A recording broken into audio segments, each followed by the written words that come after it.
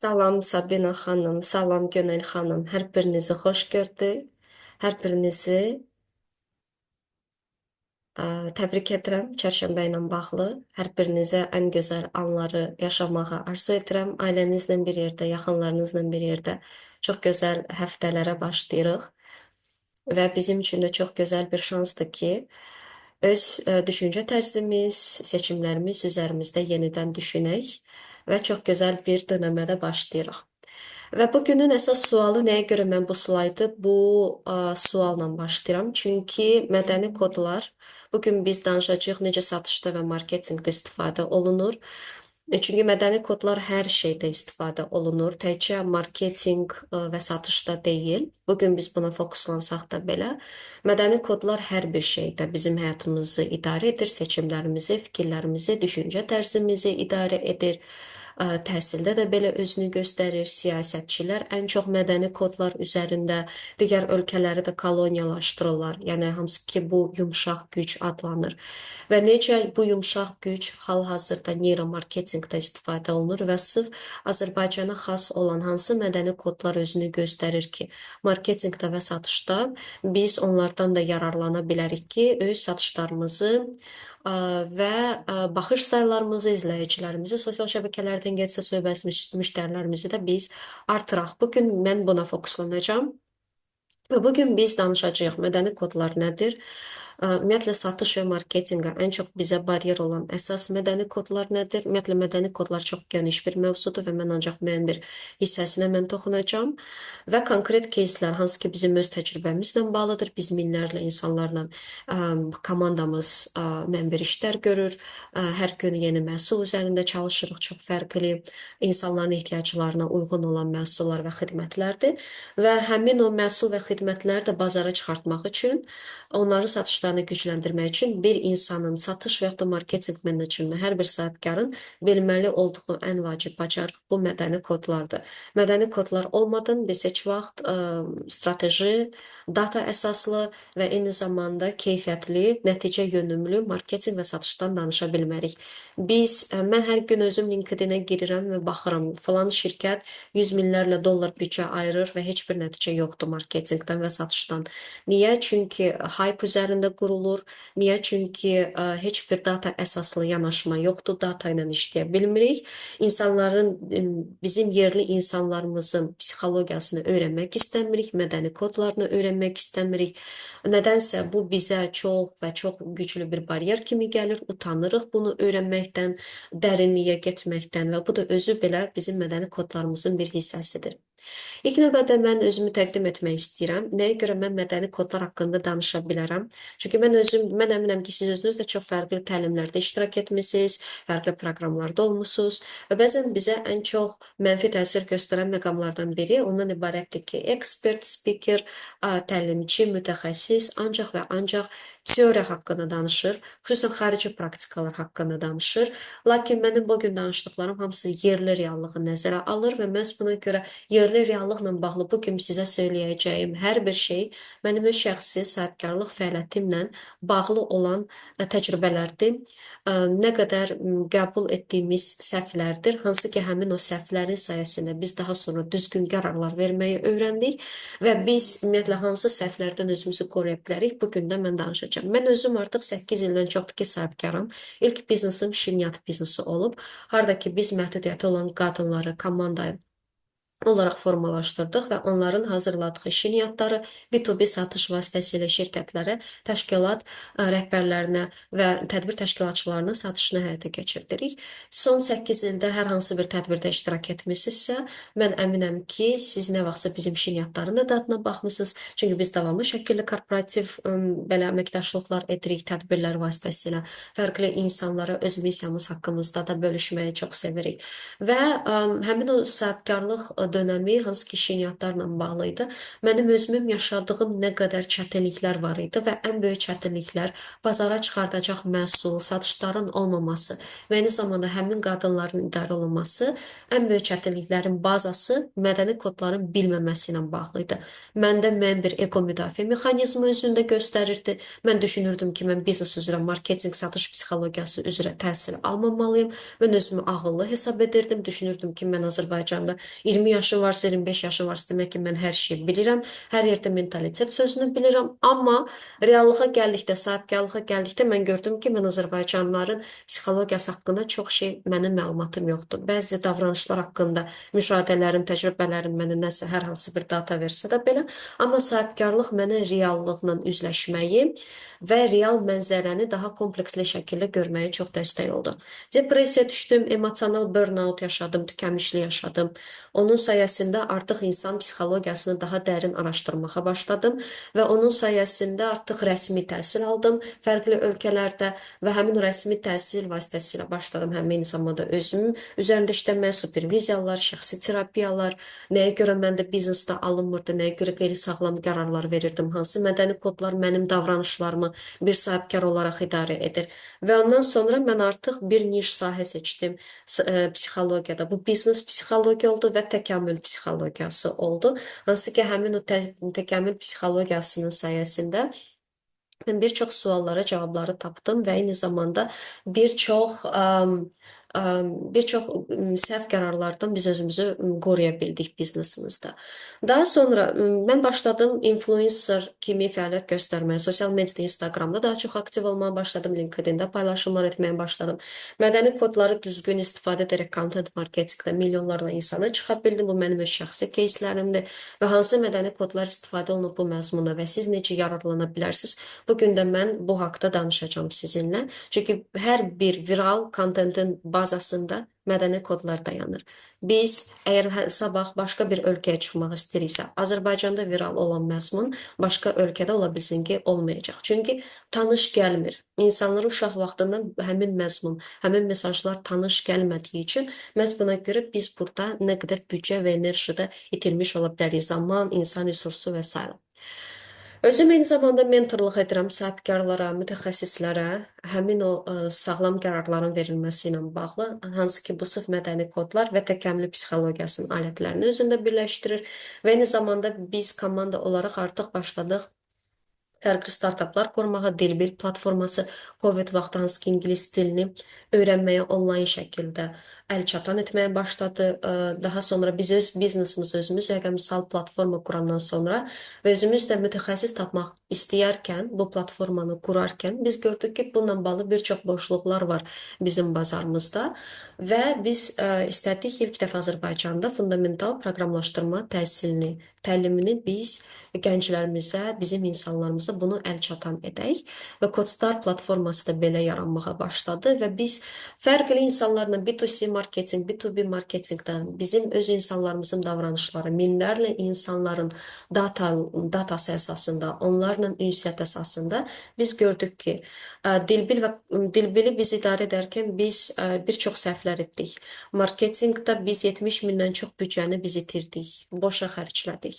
Və bunun da ən vacib səbəbi ondan ibarət edir ki, biz Amerikan modelini istifadə edirdik, Avropa modelini istifadə edirdik, bəzi yerlərdə Türkiyə modelini istifadə edirdik, amma bu Azərbaycan mədəni kodlarına zidd idi və bizim auditoriyaya bu İngilislərin belə bir sözü var. They didn't care. Yəni onların vecinə deyildi bizim kampanyalarımız, bizim mesajlarımız və biz özümüz bankrota yaxın artıq bir vəziyyətdə idik. Çox böyük bir uğursuzluqlarla üzləşdik və bütün bu təcrübələr hansı ki, negativ təcrübələr, böhran dolu təcrübələr bizi formalaşdırdı. Daha sağlam qərarlar verməyə və Codstar məhz bunun sayəsində daha sürətli böyüməyə başladı yerli bazarda və eyni zamanda biz gördük ki, artıq biz öz proyektlərimizi, öz bizneslarımızı rəqəmsallaşdırmaqda heç bir problem yaşamırıq və məhz bunun sayəsində biz artıq başladıq özümüz də digər şirkətləri rəqəmsallaşdırmağa. YouSpeak, məsələn, belə baxanda bizim rəqiblərimizdən biridir. Biz özümüz Dilbil olaraq ingilis dili xidmətini satırıq, YouSpeak da bunu satır, amma biz bu rəqabətdən biz keçdik kompleksli düşüncə tərzinə və onlara da dəstək olduq ki, onlar öz biznesini genişləndirsinlər və biz öz rəqibimiz klientimizi öz müştərimizə çevirə bildik. Çünki bizim üçün vacib idi tək öz biznesimizi düşünmək deyil, ekosistem səviyyəsində bu işləri görmək. Elf Sağlamlıq Mərkəzinin rəqəmsallaşmasını biz həyata keçirtdik, hansı ki, onlar artıq yeni filiallarını daha sürətli şəkildə artıq bu sistem vasitəsilə başlayırlar artırmağa, açmağa. Və daha sonra digər bizneslər həm Azərbaycanda, həm xaricdə bəzilərini burada qeyd edə bilmirik konfidensiallıq məsələlərinə görə. Yəni biz artıq çox fərqli şəkildə, çox fərqli məhsullar üzərində necə insanlarımız fərqli cür davranır, bununla bağlı mən öz təcrübələrimi sizinlə bölüşəcəm. Amma ilk növbədə və eyni zamanda bu kitabım da hansı ki Dünyanı İşıqlandır kitabım. Bu mənim növbəti bir məhsulum oldu, hansı ki Azərbaycanda sahibkarlıq ənənələr bizim tariximizdə özünü necə göstərirdi və Azərbaycanda bestseller olandan sonra ki burada da mədəni kodlar üzərində content marketinqdən istifadə olunub, heç bir ödənişli reklam strategiyalardan istifadə olunmamışdı. Bestseller oldu, dərhal satıldı tirajdan çıxan kimi ön sifariş kampaniyası ilə istifadə olundu və artıq bu marağı bu məzmuna görəndən sonra biz artıq başladıq bunu Türkiyə bazarına da bu kitabı çıxartmağa və bu mənim ilk məhsulum oldu ki, hansı ki biz artıq başladıq fərqli bazara onu çıxartmağa. Ümumiyyətlə mədəni kod nədir? Mədəni kod bir cəmiyyətə yüklənən tarixi boyunca olan bir kodlardır, yeridilmiş proqramlardır ki, hansı ki bu proqramlar çox vaxt biz bunun fərqində olmuruq ki, onlar bizi necə idarə edir. Biz çox vaxt düşünə bilərik ki, hər hansı bir həyat səviyyəsində, etapında biz xaricdə təhsil ala bilərik, biz xarici şirkətdə və ya da qurumda işləyə bilərik. Biz yüzlərlə ölkəyə səyahət edə bilərik, onlarla ölkəyə səyahət edə bilərik, yüzlərlə şəhərə gedə bilərik. Və biz düşünə bilərik ki, həmin o mədəni kodlar bizi artıq idarə etməyəcək. Biz düşünə bilərik ki, biz artıq daha üstün bir səviyyəyə çıxmışıq öz cəmiyyətimizdən və çox vaxt biz xaricə çıxan kimi dərhal bizdə üstünlük kompleksi formalaşır ki, o birilər cahildir, bizim cəmiyyətimiz cahildir. Mən ağıllıyam, mən çünki elmi dərəcələr almışam. Biraz bu təkəbbürlük bizdə artıq formalaşır, amma bu təkəbbürlüyün özü belə, bu üstünlük kompleksi özü belə, bu bizim bütün sistem olaraq, cəmiyyət olaraq mədəni kodlardan biri də ən çox bizi idarə edən. Və maraqlı bir paradoks formalaşır ki, biz onların fərqində olmadıqca, onları kimliyimizin vacib bir hissəsi kimi qəbul etmədikcə və onlar üzərində işləmədikcə, onlar bizi daha çox idarə etməyə başlayacaqlar. Baxmayaraq ki, biz kognitiv olaraq digər ölkələrin dəyər sistemlərini qəbul edə bilərik. Mədəni kodlar 1-0-6 yaş aralığında ən intensiv şəkildə formalaşan bir dövrdə baş verir. Yəni valideynlər özünü necə aparır, ətraf mühiti ilə özünü necə göstərir ünsiyyətdə, bizə hansı sözləri deyir, qadın-kişi münasibətlərini tutmuş, qidaya olan yanaşmalar, qonaqpərvərlik mədəniyyəti, daha sonra istənilən bir mövzu təhsildən tutmuş, sevgiyə kimi, siyasətdən tutmuş, rol modellərin seçilməsinə kimi, biznesdən tutmuş, hər bir şeyə kimi bizi idarə edən ən vacib mental modellərin fundamenti sırf mədəni kodlarla bağlıdır. Onlar görünmür, biz onların fərqində olmuruq, çünki biz onları norma kimi qəbul edirik. Onlar bizə sinir sistemimiz tərəfindən tanış olan proqramlardır. Çünki biz bunlarla böyümüşük, norma kimi qəbul etmişik və 0-6 yaş aralığında bizim beynimiz bir süngər kimi, hər bir şeyə ali həqiqət kimi qəbul etdiyi üçün biz bunları sorğulamırıq. Çünki bizim üçün avtoritet fiqurlar mövcuddur, hansı ki, həmin avtoritet fiqurlara da yeridilən mədəni kodlar, onları idarə edən avtoritet fiqurlar tərəfindən yeridilir və cəmiyyət olaraq biz artıq belə formalaşdığımız üçün ancaq və ancaq müəyyən bir imkanlar qabağımıza çıxanda, çox ciddi böhranlar olandan sonra biz artıq başlayırıq həmin o mədəni kodları sorğulamağa, başlayırıq onlara fərqli perspektivdən baxmağa. Amma mütləq insan elə bir etap olur ki, bir diskomforta düşür. O artıq hiss edir ki, mədəni kodlar ona ciddi limitlər yaradır, bariyerlər yaradır və ancaq ondan sonra o başlayır artıq onu daha geniş baxmağa, daha fərqli perspektivdən baxmağa və bəzən onlara nifrət eləməyə. Və məhz buna görə biz hər hansı bir sahədə uğurlu olmaq istəyiriksə, insanlara xidmət göstərmək istəyiriksə, ən önəmli öyrənməli olduğumuz bir şey mədəni kodlardır. Mədəni kodlar heç vaxt rəsmi təhsil müəssisələrində keçirilməyəcək. Heç vaxt açıq şəkildə media kanallarında, verilişlərdə, xəbərlərdə bu sizə ötürülməyəcək. Niyə? Çünki siyasət təhsilin başında dayanan insanlar, istənilən propagandanı aparmaq istəyən şəxslər, gücü olan, mən bir hakimiyyəti olan şəxslər, hansı ki bunu bizneslər, brendlər vasitəsilə edir, media vasitəsilə edir və təhsil vasitəsilə bunu edir ki, bizim beynimizi müəyyən bir rakursda çox dar bir çərçivədə saxlasın. Bunların ən rahat, ən güclü yolu mədəni kodlar vasitəsilə bunu etməkdir. Və məhz buna görə mədəni kodlar haqqında öyrənmək bizim üçün də çox və çox önəmli məsələdir. Hələ deyərdim ən önəmli öyrənməli olduğumuz, amma heç vaxt bunu bizə sistemli şəkildə heç yerdə keçmirlər. Marketinqdə mədəni kod necə istifadə olunur və nəyə görə başladı istifadə olunmağa? Keçən əsrdə artıq 70-ci, 80-ci illərdən bir çox böyük brendlər genişlənməyə başladılar. Artıq onların belə bir vizyonu var idi ki, biz artıq başqa ölkələrə getməliydik. Və onlar test edirlər və mədəni kod anlayışı da sırf biznes və marketinqlə başlayıb. Və bu psixoanalizlə birləşərək başladı insanlara geniş şəkildə yayılmağa. Və artıq böyük şirkətlər görürdülər ki, öz ölkələrində uğurlu keçəcəyi reklam və marketinq satış kampaniyaları başqa bazarlarda eyni effekti vermir. Onlar nə qədər investisiyalar edirlər, nə qədər reklamlara büdcələr qoyurlar, amma heç kimin vecinə deyil. Və onda artıq anladılar ki, zamanıdır bunun dərin davranışlarını analiz eləməyə. Və başladılar psixoanalitiklərlə əməkdaşlıq eləməyə. Niyə görə psixoanalitiklər? Çünki psixoanalitiklər arxetiplər üzərində əsasən öz işlərini qururlar, insanlarla, minlərlə insanlara konsultasiya edirlər, seanslar keçirlər, şüuraltı olaraq onlara nə təsir göstərir, bunu artıq o vaxtdan başlayırdılar hamısını data olaraq özündə saxlamağa və ümumi olaraq artıq onlar bilirdilər ki, cəmiyyəti, məsələn, spesifik olaraq hansı mədəni kodlar idarə edir. Valideynlər onlara hansı xatirələr formalaşdırıb, emosiyalar necə formalaşdırıb konkret hər hansı bir məhsulla və yaxud da xidmətlə, uşaqlığı necə keçib həmin o insanların, hamısının çox dərinliyinə, uzun müddətli bir proses olaraq onlar keçdiyi üçün və onların söylədiyi kod sözlər, obrazlar, nağıllar vasitəsilə, oxuduğu kitablar vasitəsilə, dinlədiyi musiqi vasitəsilə ümumi arxetiplər formalaşır. Bir obraz, bir simvol formalaşır ki, hansı ki, məsələn, bizim Azərbaycanda həmin arxetiplərdən biri cırtdandır. Hansı ki, bizim mədəni kodlarımızı çox güclü şəkildə ifadə edir. Və hər ölkədə həmin o mədəni kodlar da müəyyən bir arxetiplərlə bağlıdır. Müəyyən bir obrazlarla bağlıdır ki, hansı ki, uşaq vaxtından bizə çox emosional, ingilis dilində buna imprint deyirlər. Çox emosional, güclü bir iz qoyurlar ki, biz özümüz də bunun fərqində olmadaq, həmin o arxetipin emosional vəziyyəti, davranışları, düşüncə tərzini özümüz də bilmədən başlayırıq bunu ifadə etməyə.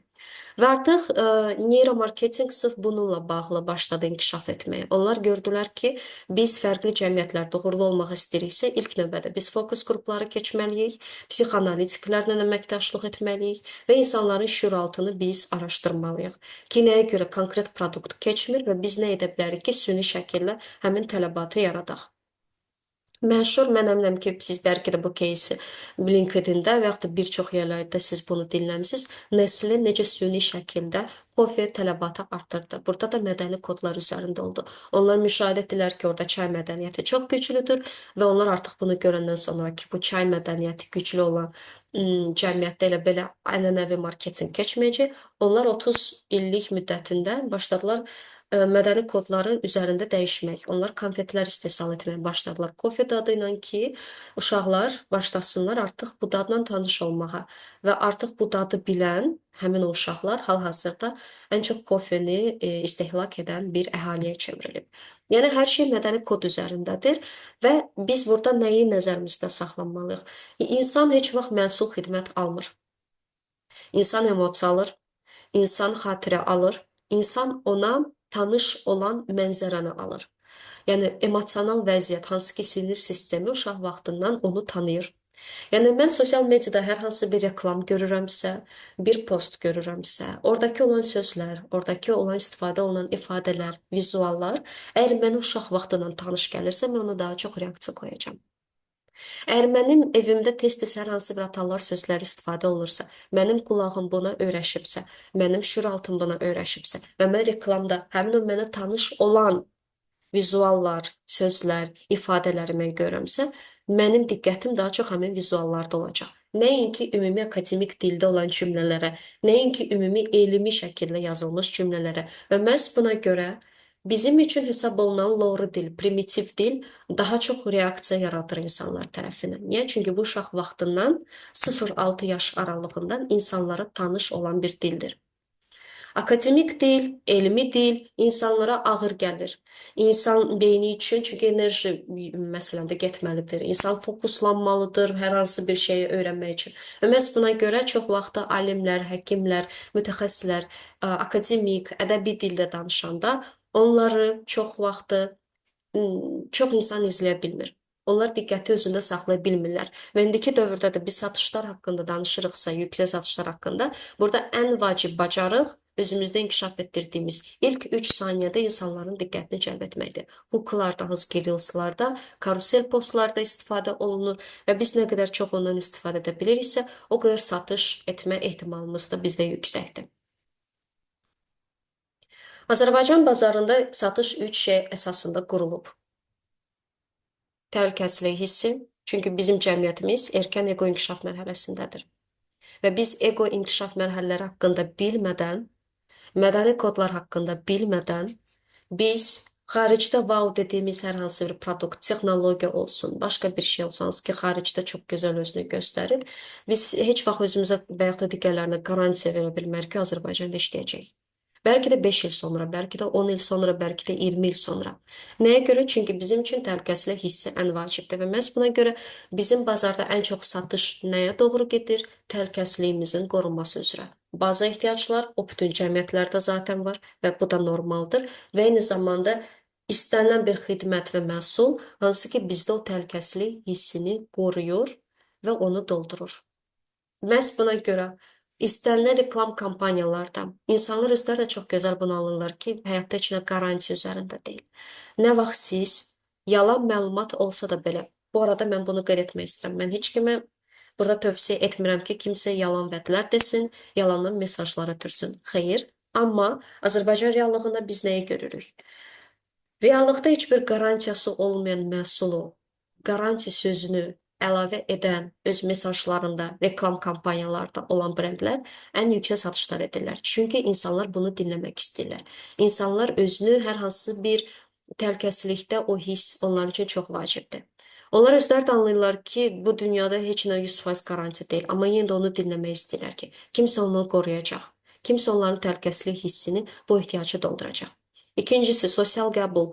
Qonşum alıbsa mən də almalıyam. Qohumumda mən gördümsə mən də etməliyəm. Kuruğa düşmək üçün. Bu aidlik hissi məndə güclü olmaq üçün. Mən icmadan dışlanmayım. Mən bu ego inkişaf mərhələsində olan cəmiyyətdə məni yıpıraq çıxartmasınlar. Çünki mən güclü fərd ola bilmirəm. Mən əgər hər hansı bir güclü brendlərə zid, hər hansı bir məhsul və xidmət alıramsa, mənə ya kasıb deyəcəklər, ya mənə yıpraq çıxardacaqlar, ya da məni loru dillə desək çuşqa adlandıracaqlar ki, bu nə gündədir ki, gedib məşhur brendlərdən bir məhsul almır, gedir tamamilə başqa bir şeylər alır, nədə özünü dinləyir. Yəni sosial qəbul bizim üçün önəmlidir və istənilən bir brend hansı ki, bunun üzərində işləyir, onlar yüksək satışlar edə bilirlər. Və üçüncüsü ümid. Ümidə bağlanmaq, məsuliyyəti başqasına köklənmək, məhz bunun sayəsində Xoşqədəmin Zaurun verilişləri bizdə böyük bir reytinqə sahib olub. Çünki onu izləyən kütlə, hansı ki milyonlarla bir kütlədir Azərbaycanda, onlar ümid gözləyirlər və onu kənarda axtarırlar. Öz şəxsi həyatına görə, seçimlərinə görə, qərarlarına görə məsuliyyət götürməyə hazır olan insanlar deyil. Və istənilən bir satış prosesində və marketinq prosesində ən böyük çətinlik həm sahibkarlar üçün, həm satış menecerləri üçün ondan ibarətdir ki, məsuliyyəti götürə bilməyən insanlarla çalışmaq. Çünki onlar məsuliyyəti sizin üzərinizdə götürəcəklər və çox vaxtı mən bu haqda da növbəti slaydlarda danışacağam. Özündə hər hansı bir boşluğu hiss edən sahibkarlar və yaxud da menecerlər müştərinin gözündə doğrulmaq üçün, özünü sübut etmək üçün bu ümidi satmağa hazırdır. O məsuliyyəti özünə götürməyə hazırdır ki, nədir, onun satışları artsın. Bəzən bu ağır mental yük kimi gəlir, amma bəzən insanları bu sərf edir.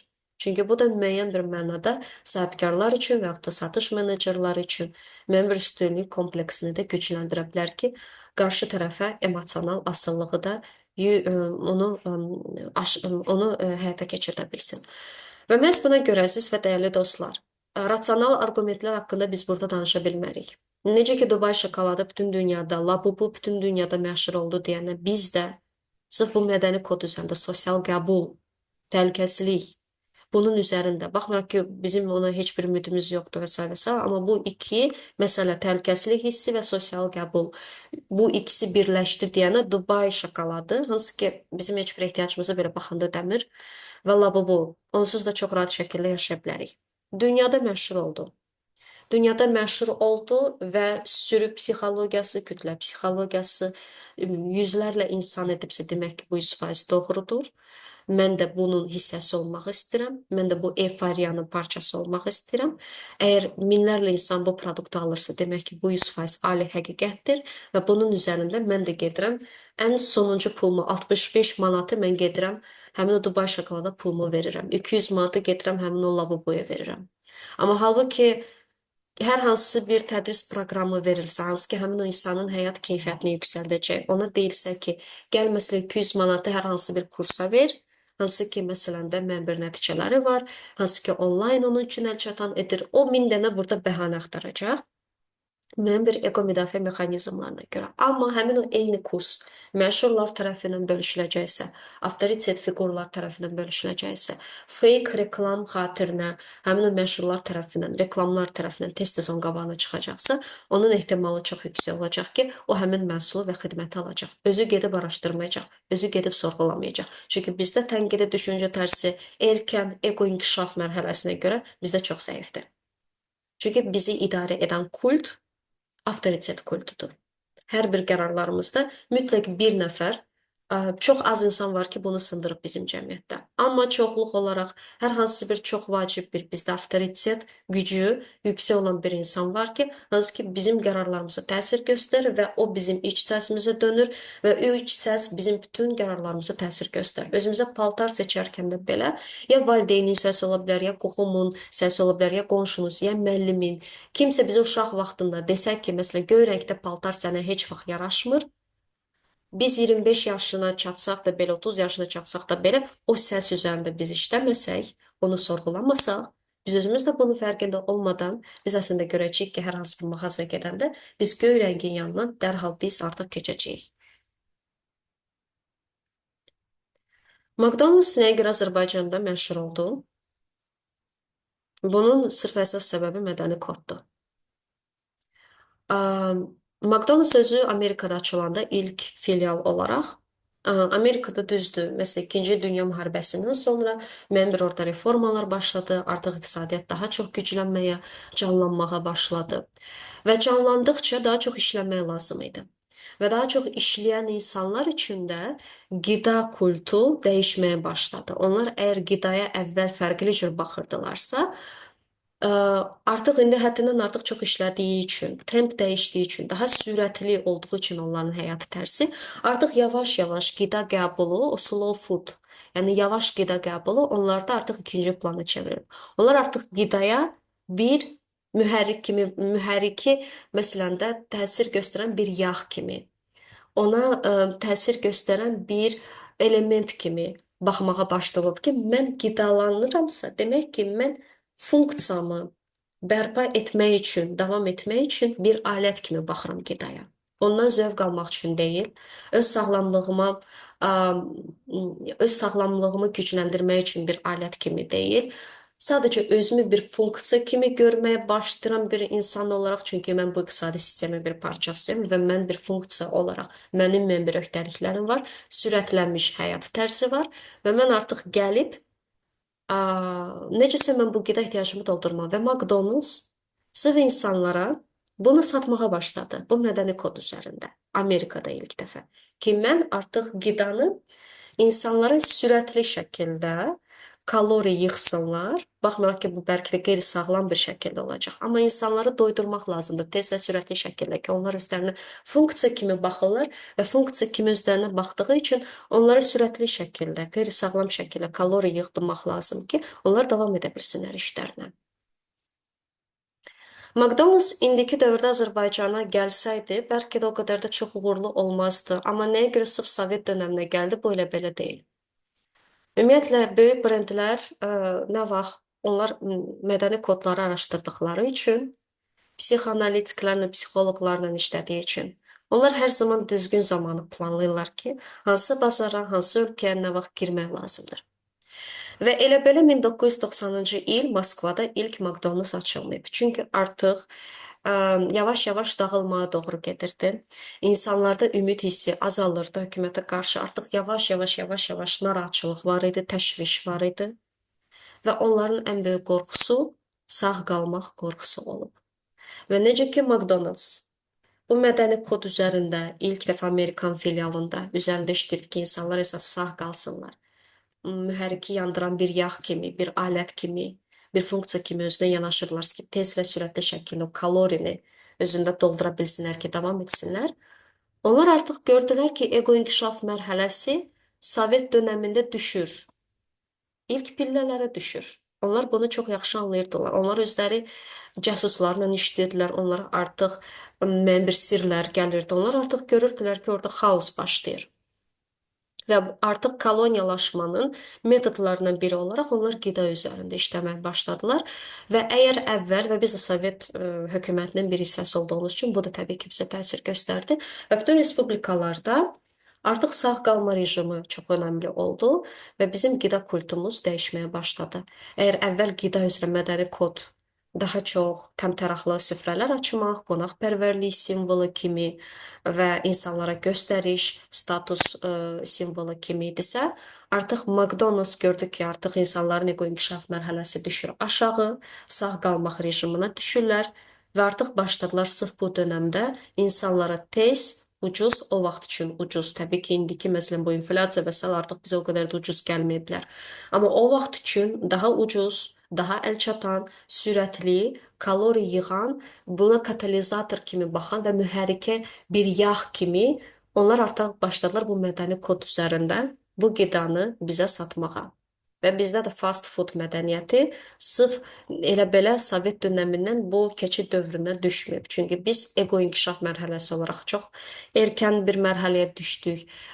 Böyük bir böhranla üzləşdik. Bizim üçün vacib idi sağ qalmaq və biz başqa keyfiyyətli qida haqqında düşünmək nədir, gələcəyi düşünmək nədir? Bu bizim üçün vacib deyildi. Biz çox müharibələrlə üzləşdik, ağrılarla üzləşdik. Bizim üçün vacib idik. Bizim artıq gələcəyə ümidimiz itmişdir və bu çox sürətli şəkildə və ağır şəkildə bizim üçün baş verdiyi üçün təbii ki, McDonald's bundan yaxşı şəkildə istifadə elədi və bizim mədəni kodlarımızı dəyişməyə başladı.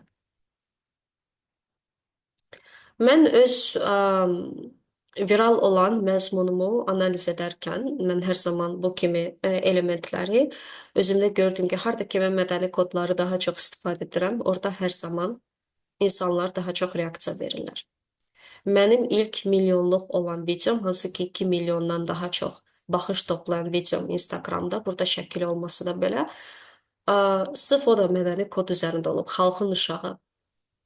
Bir uşaq gəlir 5 yaşında rentgen şəkillərinə baxır, analiz edir və həkim ona rəy bildirir. O rəydə nə qədər insan yazırdılar ki, xalqın uşağı dəyərsizləşdirmə başladı. Biz xoşlayırıq öz övladımızı dəyərsizləşdirməyə. Xalqın uşağı, özümüzdə bir ki, belə bir terminologiya yoxdur. Bu ideal bir obraz yaratmışıq mədəni kod olaraq və davamlı şəkildə özümüzü və yaxud uşağımızı onunla biz müqayisə edirik. Rəylər hər biri onun üzərində getdi və mən də özümdə analiz edirdim insanların reaksiyası nə olacaq və eyni mədəni kod olan ölkələrin insanları Qazaxıstandır, Özbəkistandır, hətta məsələn də Ermənistandan da yazan var idi rəylərdə rus dilində və mənim üçün çox maraqlı oldu ki, necə eyni mədəni kod eyni zamanda fərqli ölkələrdə də özünü göstərə bilər. Bu xalqın uşağı məsələsi bu ona səbəb oldu ki, insanlar reaksiya verdilər və dərhal artıq burada bir müqayisə başladı. Ruslar 100% daha yaxşı tərbiyə edir uşaqlarını, ingilislər 100% daha yaxşı tərbiyə edir uşaqları. Biz özümüzü tərbiyə edə bilmirik və s. Özümüzü qınamaq, özümüzü hər zaman əski görmək, bu bizim ən vacib mədəni kodlarımızdan da biri oldu ki, hansı ki trigger elədi ki, bu videoda çox reaksiya gəlsin. Mən gözləmirdim ki, belə bir reaksiya olacaq. Amma mən insanların mədəni kodlarını, onların yazdığı rəylərdə mən bunu hiss edə bildim. Daha sonra, harda ki, məsələn, petlər niyə təhlükəlidir? Bizim podkastımız olmuşdu, coachla, qadın sağlamlığı ilə bağlı, menstrual sağlamlıqla bağlı və mən başqa bir söz orada yazsaydım, mən əminəm ki, orada çox o diqqət cəlb eləməzdi. Təhlükə. Nəyisə itirmək, təhlükəsizlik itirmək, bu bütün dünyada belədir. Bizim mədəni kodlarda da özünü göstərir. Nə vaxt ki, təhlükə sözü görəcəksə, ora hər zaman daha çox gələcək diqqət. Niyə? Çünki biz təhlükəsizlikdə olmalıyıq. Və təhlükəsizliyimizi təhdid edən hər bir informasiyanı biz diqqətlə dinləmək istəyirik. Uşaqlarla bağlı ümumi viral olan istənilən bu kontentlərdə siz görürsünüz 3 yaşında aşpazlıq edir, 3 yaşında şahmat üzrə dünya çempionu ilə yarışır, 5 yaşında riyazi bacarıqları ilə heyran edir. Bunların hər birinə oxşar mədəni kodları var və həmin o mədəni kodlar da ondan ibarətdir ki, tamamilə məsələn erkən yaşlı uşaq öz bacarıqlarını göstərir. Bizim buna ehtiyacımız var idi nə vaxtsa. Və buna ən çox xoş reaksiyalar göstərən insanlar bunun şahlığında yaşaya bilməyən insanlar olub. Ya valideynlər olub, ya böyüklər olub, və yaxud da öz övladını belə yetişdirən valideynlər olub ki, hansı ki onlar uşaq vaxtından öz uşaqlarını məsələn də görürlər, müşahidə edirlər və onların istedadlarına məsələn də başlayırlar investisiya eləməyə. Və eyni zamanda burada bir polarizasiya da getdi və eyni zamanda həmin o rəyi yazan bir çox valideynlər də onlarda da başladı yenə də xalqın uşağı məsələsi işə girməyə ki, niyə mənim uşağım belə istedadlı deyil? Niyə mənim uşağım 3 yaşında aşpazlıq etmir? Niyə mənim məsələn də öz övladım 20 yaşında belə yemək hazırlaya bilmir? Yəni belə rəylər də gəlirdi və bu insanları trigger eləmişdi. Və ümumiyyətlə viral kontentdə hər zaman yadınızda saxlayın. Neytral kontent heç vaxt viral olmur. Heç kimin vecinə deyil neytral kontent. Bayaq qeyd etdiyim məsələyə görə ən başda. Heç kim təhsil indiki dövrdə nəyisə yeni bir şey öyrənmək bizə o qədər işgəncə kimi gəlir. O 15 saniyəlik TikTok videolar o qədər bizim beynimizə təsir göstərib ki, bizə emosiya lazımdır. Və istənilən bir video hansı ki pozitiv də ola bilər, neqativ də ola bilər, qıcıq da yarada bilər, sevinc də yarada bilər, nostalgiya da yarada bilər. İstənilən bir emosiyanı siz formalaşdıra bilirsiniz söz məzmununuzda, o qabağa gedəcək. İnsanlar bəlkə də sizə nifrət edəcək. Amma nifrət etsələr də belə bu video sona kimi baxacaqlar. Maraqlı paradoks budur insan psixologiyasına bağlı. Ona görə də mən özüm də konsultasiya etdiyim şəxsi brendinqlə bağlı mən özüm də bunu edirəm.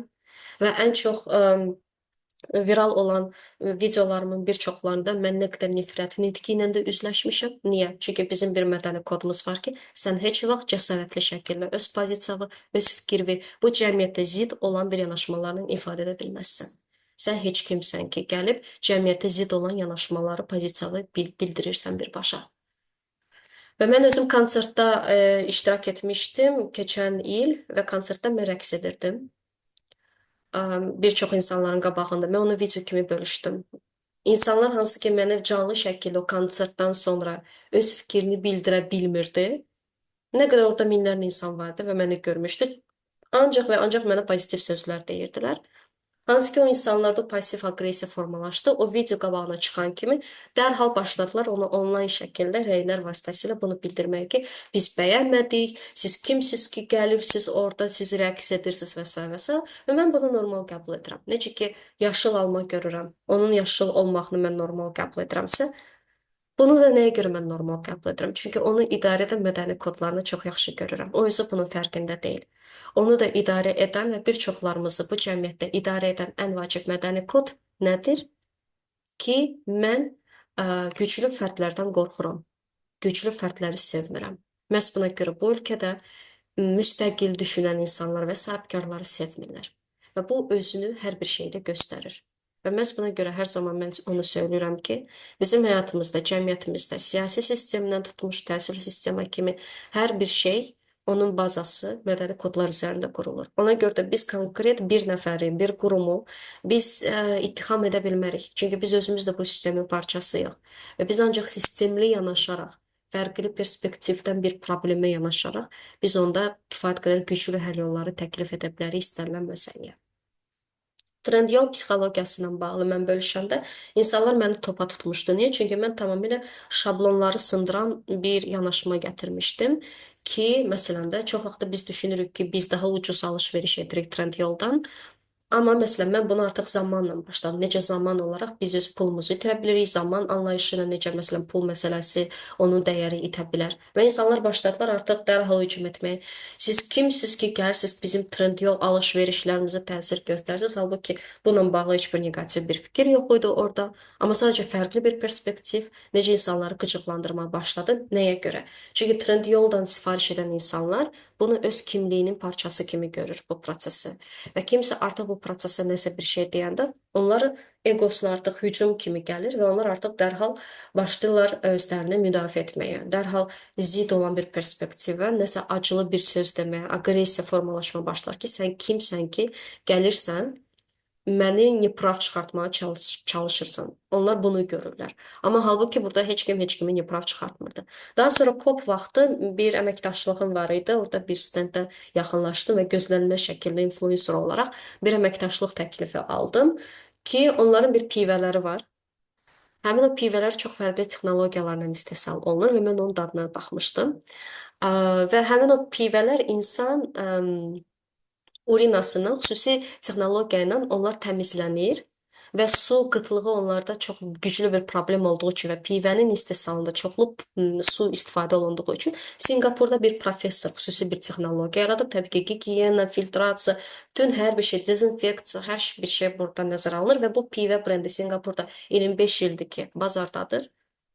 Bu bizə indi yenilik kimi gələ bilər, amma 25 ildir ki, bu bazardadır Sinqapur bazarında və çox insan gündəlik şəkildə bu pivədən istifadə edir və heç kimin də sağlamlığına güclü bir şəkildə neqativ bir təsir olmayıb. Və mən bu haqda başlayanda danışmağa, nə qədər mən nifrət nitqi ilə üzləşdim ki, siz kimsiz, gəlirsiniz bu texnologiya haqqında danışırsınız. Halbuki mənim mesajım nə pivə içməyin təbliğatı idi. Mən sadəcə orada göstərmişdim ki, necə bir həll yolu iqlim dəyişikliyi ilə bağlı, su ehtiyatların azalması ilə bağlı insan beynini vadar edir ki, xüsusi bir texnologiyaları yaratsın. Və onlar belə bir həll yolunu tapıblar. Və mən sadəcə orada sual yazdım ki, siz nə düşünürsünüz bu texnologiya ilə bağlı? Və gözlənilməz şəkildə özüm üçün çox fərqli neqativ rəylər aldım. Təbii ki, onları da normal qəbul edirdim. Çünki onların xüsusi elə çoxsu onunla bağlıdır ki, biz indiyənə kimi heç vaxt görmürdük ki, siz nə vaxtsa pivə içəsiniz və s. və s. Biz sizi indiyənə kimi fərqli cür görürdük. Və burada da çox maraqlı bir məsələ var. Bir çox kontent yaradanlar onlar qorxurlar cəsarətli olmaqdan. Niyə? Çünki onlar qorxurlar izləyicilərin gözündə formalaşdığı həmin o bir obraz o formalaşır artıq izləyicilərdən. Və izləyici istəmir ki, kontent yaradan bu obrazdan çıxsın. Və kontent yaradan bunu bilir və bu qorxusuna görə dəyişən bir fikir ola bilər, bir həyat tərzi ola bilər. Özü də dəyişdikcə kontent özünü göstərir və çox vaxtı bunu üzə verməkdən qorxur. Bu da bizi saxlayan ən vacib mədəni kodlardan da biridir ki, hansı ki biz özümüz olmaqdan qorxuruq. Niyə? Çünki dışlanmaqdan, qovulmaqdan, içmadan, niprav çıxarılmaqdan, qınanılmaqdan, yetərsiz olmaqdan qorxuruq. Çox təəssüf ki. Və bu bizə uşaq vaxtından təsir göstərir. Son günlər nə baş verdi? Siz özünüz çox yaxşı izləyirsiniz gündəmi. Instagramda xüsusən influencerlar paylaşımları konkret olaraq bu siyasi propaganda aləti kimi istifadə olunurdu həmin o paylaşımlar. Və eyni zamanda nə baş verir? Biz düşünürük ki, bunlar tamamilə iki ayrı bir insanlardır. Bir kateqoriya influencerlar, blogerlər bir insan tərəfini tutur, qadın haqqları, azadlığı, bullying məsələsi sosial şəbəkələrdə. Konkret siyasi propaganda alətidir, ancaq bir insan adı orada qeyd olunur və bununla bağlı çağırış, mesajlar ötürülür ki, biz, məsələn də xüsusən qadınlara qarşı bullying olunmamalıdır. O birisi frontda nə gəlir? Onların iprav çıxardan insanlar. Gəlirlər, deyirlər ki, niyə siz digər qadınları siz müdafiə etmirdiniz? Niyə siz ancaq bu qadına məsələ fokuslanırsınız? Nəyə görə siz ancaq statusa görə insanları ayırırsınız? Nəyə görə məsələn də bu digər məsələlərdə hansı ki, bu hakimiyyətə daha yaxın olmaqla bağlı olub və s. və s. Həddindən artıq çox həmin blogerlər və influencerlar nifrət nitqi ilə də üzləşiblər. Mən bu ayrımçılığı görürüm, kənardan bu tamamilə bir-birinə zidd, bir-birindən ayrı kimi düşünən insanlar kimi görünür. Amma biz mədəni kodları biliriksə, biz əslində görəcəyik ki, bunların hər biri eyni insanlardır. Bunların hər biri eyni mədəni kodlar tərəfindən idarə olunur. Niprav çıxardanlar, həmin o blogerlər özləri də kimisə niprav çıxartmağa hazırdır. Sadəcə fərqli mövzularda, sadəcə fərqli məzmunda özünü göstərir. Və həmin o rəy yazan şəxslər, halbuki onlar özlərini müstəqil adlandırırlar. Özlərinin perspektivini hər kəsdən üstün görürlər. Və eyni zamanda onlar şikayətlənirlər ki, bu cəmiyyətdə biz azad söz danışa bilmirik. Burada ifadə azadlığı bağlı ciddi limitlər var, amma özləri həmin o influencerların pozisiyalarını başlayıblar dışlamağa. Maraqlı bir paradoksdur. Eyni mədəni kod. Özümüz özümüzə yalan danışırıq. Hərəkətlərimizlə etdiklərimiz üst-üstə düşmür. Və bu özünü tək influencerlarda və onlara rəy yazanlarda göstərir. Bu özünü hər yerdə göstərir. Mənə dəfələrlə mesajlar yazılır. Sizin mentorluğunuza yazılmaq istəyirəm. Biznes açmaq istəyirəm. Soruşuram, nə qədər investisiya etməyə hazırsınız biznesa? Deyir 3000. Deyirəm, necə əldə edəcəksiniz o resursu? Sizin resursunuz varmı? Deyir, kredit götürəcəm. Oradan buradan məsələn də mən yatırım əldə edəcəm. Və mən həqiqətən də ciddi yanaşıram. Mən istəyirəm sizinlə işləmək. Şərtlərimi yazıram. Deyir ki, yox, mən bu büdcəni tapa bilməyəcəm. Və mən artıq orada sonlandırıram.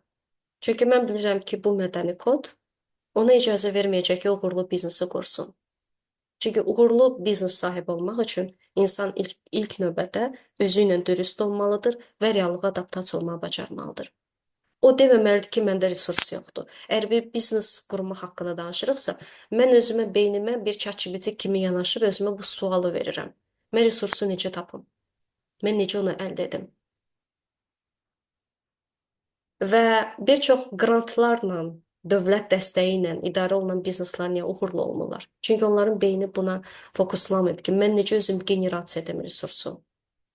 Hansı ki, müstəqil biznes üçün bu çox önəmlidir ki, o davamlı olsun. Qrantlarla çünki davamlı olmur. 2015-ci ildə bu bizə sübut elədi bu böhran. Bir çox qeyri-hökumət təşkilatları, xeyriyyə cəmiyyətləri bağlandı.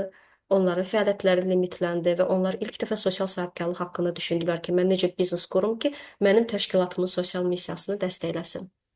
Amma düşüncə tərzi dəyişmədiyi üçün bunu edə bilməyiblər. Çünki indiyənə kimi 10 il, 20 il qrantlarla onlar əldə edirdilər resursları və daha çox şəxsi maraqları üçün istifadə edirdilər. Bunu hər birimiz çox yaxşı bilirik. 5000-dən çox qeyri-hökumət təşkilatı var Azərbaycanda, qeydiyyatdan keçən rəsmi. Harda görürük? Heç bir yerdə. Uzağı 2-3 təşkilat real iş görür. Və həmin eyni mindsetdə olan insanlar, təşkilat rəhbərləri gəlirlər, biznes açmaq istəyirlər, proqramlara, BMT-nin proqramlarına qoşulurlar, alınmır onlardan. Çünki biznesi qurmaq üçün sistemli düşünmək, sistem yaratmaq istəyi olmalıdır, dəyər yaratmaq istəyi. Mən artıq öz maraqlarımdan kənar düşünürəm. Maraqlarım var təbii ki, pul qazanmaq. Amma pulu qazanmaq üçün mən ilk növbədə mənim ego inkişaf mərhələm şəxsi maraqlarımdan çıxmalıdır. Mən cəmiyyətin mədəni kodlarını bilib, real ehtiyacını bilib, o ehtiyaca uyğun olaraq məhsul yaratmaq istəməliyim. Mən insanları o qədər sevməliyəm ki, mən onların probleminin həllində maraqlı olum. Və sırf bu mədəni kod ancaq özünü düşünmək, ailəni düşünmək. Ancaq öz maraqlarımı hər şeydən üstün hesab eləmək. Bu gündəlik həyatda hər şeydə özünü göstərir. Təbii ki, bu hər kəsə aid deyil, amma mən əminəm ki, siz bu mədəni kodları gündəlik həyatda hər yerdə özündə göstərirsiniz. Həm bəzən göstərə bilirik, həm də görə bilirik biz bunu. Ki əgər adicə məsələn də zibili məsələn yerə atmaq bu özü belə bu mədəni kodunun göstəricisidir ki, çünki mən ümumi cəmiyyəti, ümumi mənim ölkəmi öz evim kimi görmürəm.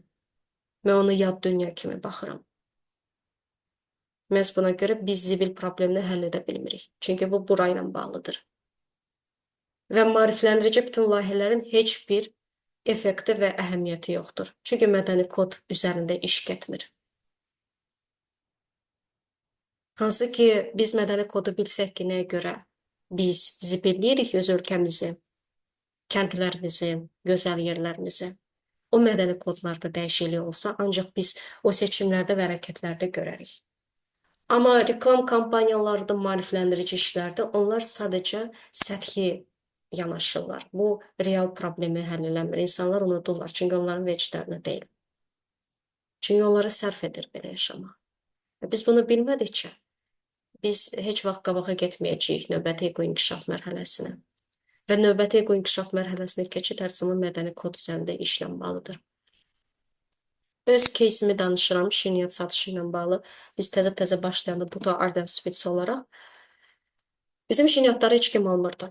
Biz sərgilərə gedirdik, biz fərqli yerlərə gedirdik. İlk 3 ay, halbuki mənim belə bir özgüvənim vardı. Şirniyyatda da hər yerdə tələbatda olan, hər kəsin istifadə etdiyi, hər gün istifadə etdiyi bir məhsuldur. Necə bu satılmasın?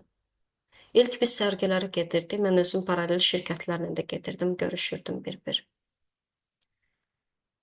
Sərgilərə gedirdik, insanlara deyəndə ki, bu şirniyyatları məhdudiyyəti olan qadınlar hazırlayır, almırdılar. Niyə? Çünki Sovet dönəmində belə bir mədəni kod formalaşıb.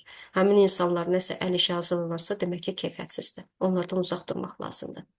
Biz həmin insanları görəndə biz qulağımızı çəkirik. Onlardan uzaq olmaq istəyirik. Biz buna artıq xeyriyyəçilik kimi baxırıq, biznes kimi yox, məhdudiyyəti olan insan, həssas qrup adı gələn kimi. Və həssas qrupun adı gələn kimi istərsəməz, bizdə ego olaraq, bizdə psixoloji olaraq bu bizdə zəif bir layihə, bir produkt kimi görünür qabağımıza, xeyriyyəçilik kimi. Harda ki, xeyriyyəçilikdə bizim əsas məqsədimiz kömək etməkdir, yardım etməkdir, savab xatirinə biz nəyisə alırıq. Amma həmin o məhsulun keyfiyyətinə görə biz ikinci dəfə geri dönüş etmirik. Biz hər yerdə bu sosial missiya haqqında, halbuki məndə nəyə görə belə bir layihə ideyası yarandı? Çünki mən xaricdə tez-tez olanda orada gördüm ki, necə sosial missiyanı deyəndə dərhal insanlar wow deyirdilər.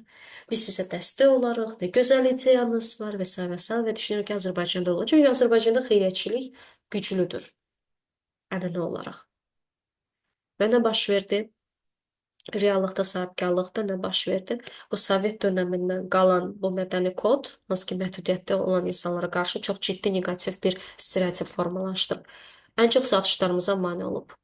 Və biz sonra nə etdik? Biz bunu artıq demədik sosial missiyamızı. Biz dedik ki, ən peşəkar kulinarlar bizim komandamızda çalışır. Gəlin dadına baxın və ancaq insanlar dadına baxandan sonra bizə deyəndə ki, bu wow dadır, necə gözəl daddır, necə keyfiyyətli dadır və s. və s. Ancaq ondan sonra biz onlara deyirdik sosial missiya haqqında. Və bizim satışlarımız artdı. Gənc nəslə bu aid deyildi. Gənc nəsil sosial missiya haqqında eşidən kimi dərhal alırdı. Amma mənim danışdığım kateqoriyada olan insanlar, hansı ki sərgilərə qoşulurdu, daha çox 35-40 plus olan insanlara aid idi ki, hansı ki o istərsəmiz o Sovet dönəminin kodları onlara yüklənmişdi və çox uzun müddət mən bununla mübarizə aparırdım. Amma sonra anladım ki, mübarizə aparmağın heç bir yeri yoxdur. Mənim enerjim, zamanım gedəcək. Mən ondan sonra strategiyamı dəyişim. Bizə vacib nədir? Real olaraq həmin xanımlar pul qazansın, satışlarımız olsun. Bəlkə də həqiqətən də o satışları güclü etmək üçün insanların heç bunu eşitməyə ehtiyacı yoxdur. Biz buna gəldik. Və biz daha çox B2B işləməyə başladıq. B2B-də biz artıq fərqli mədəni kod gördük. Halbuki eyni insanlar da belə baxanda, amma korporativ sferə keçəndən sonra, xüsusən xarici şirkətlərdə, təşkilatlarda, orada korporativ sosial məsuliyyətə çox böyük bir önəm verdikləri üçün və təbii ki, şirkətin də öz maraqları güclü olduğu üçün, özünün brendini gücləndirmək üçün onlara sərf edirdi bizdən şirniyyat almaq. Korporativ şəkildə. Və biz gördük ki, B2B satışlarımız daha rahat gedir bu biznesdə. Niyə özümüzü öldürək B2C-də? Və biz B2B-yə fokuslandıq. İndiyənə kimi də B2B-yə fokuslanırıq. İndividual sifarişlər də qəbul olunur, amma daha çox bizdə B2B-dir. Çünki artıq qurduğumuz, özümüzün də gözləmədiyimiz, uğurlu olan bir model oldu. Bizim insanların ən sevdiyi tez nəticə, ümid, sehirli texnika, ev, maşın, pul. Vizual olaraq görürsünüzsə, siz hər hansı bir postlarda bilin ki, bunlar sizi idarə edən kodlardır, idarə edən triggerlərdir. Hər hansı bir coach, hər hansı bir psixoloq, hər hansı bir mütəxəssis sizə hər hansı bir sehirli texnika satırsa, bərəkət obyektləri, məsələn, cüzdan kimi, rituallar kimi satırsa, bilin ki, bu mədəni kodlar üzərində istifadə olunan triggerlərdir və həqiqətən də həmin insanlar çox qəşəng satışlar edir. Və bunun sayəsində falçılıq bizdə çox inkişaf edir və hər zaman növbələr olur. Və burada da əsas köklər nə ilə bağlıdır? Bizim keçdiyimiz çətin böhranlar, davamlı şəkildə koloniyalaşma bizim son 200 il ərzində bizə səbəb oldu ki, biz erkən ego inkişaf mərhələlərindən üstün bir mərhələyə keçmək. Koloniyalaşma hər zaman buna ciddi bir baryer qoyur. Özümüzü nəzarət hissimizin zəif olması, kənardan ümid axtarmaq, ki, nəsə mənə rahatlıq gətirsin, qısa müddətlik, mən öz problemi həll etməyim və qismətə bunu bağlayım. Qismət sözü bizim mədəni kodlarda ki, hər şey yuxarı ilə bağlıdır. Bu vadar elədi insanları hələ indiyənə kimi sadəcə falçılığın adı dəyişib. Fərqli bir formatda bizə təqdim olunur. Daha elmi sözlərlə, amma mahiyyət olaraq dəyişməyib. Siz onu hər yerdə çox yaxşı şəkildə də görürsüz. Və məhz buna görə siz hər yerdə rəylərdə 777, xüsusi rəqəmlər, daha sonra xüsusi ritual texnikalarına hər zaman çoxlu rəylər gəlir, xüsusi reaksiyalar gəlir. Çox güclü plasebo effekti burada düşür işə. Və bəzi insanlarda bu işdir, bəzi insanlarda bu işləmir və bu daha sonra ali həqiqət kimi qəbul olunur. Niyə? Avtoritet kultu güclüdür. Bir insanı biz bəyəniriksə bir cəmiyyət olaraq, ondan xoşlanırıqsa, vizual olaraq danışıq tərzi bizim xoşumuza gəlirsə, biz o insanın dediyi hər bir şeyi ali həqiqət kimi qəbul etməyə hazırıq. Bizə sadəcə lazımdır ki, biz o insana vurulaq. Belə loro dildə desək, vurulmaq da nə baxımdan bizim xoşumuz gəlir o insandan. Onu dinləmək, ona qulaq asmaq, ona baxmaq. Əgər bizə xoş gəlirsə, onun qazandığı diplomlar, elmi dərəcələri, peşəkarlığı, qazandırdığı nəticələr bizim veçimizə deyil. Və bu təkcə Azərbaycanda, bu bütün dünyada belədir.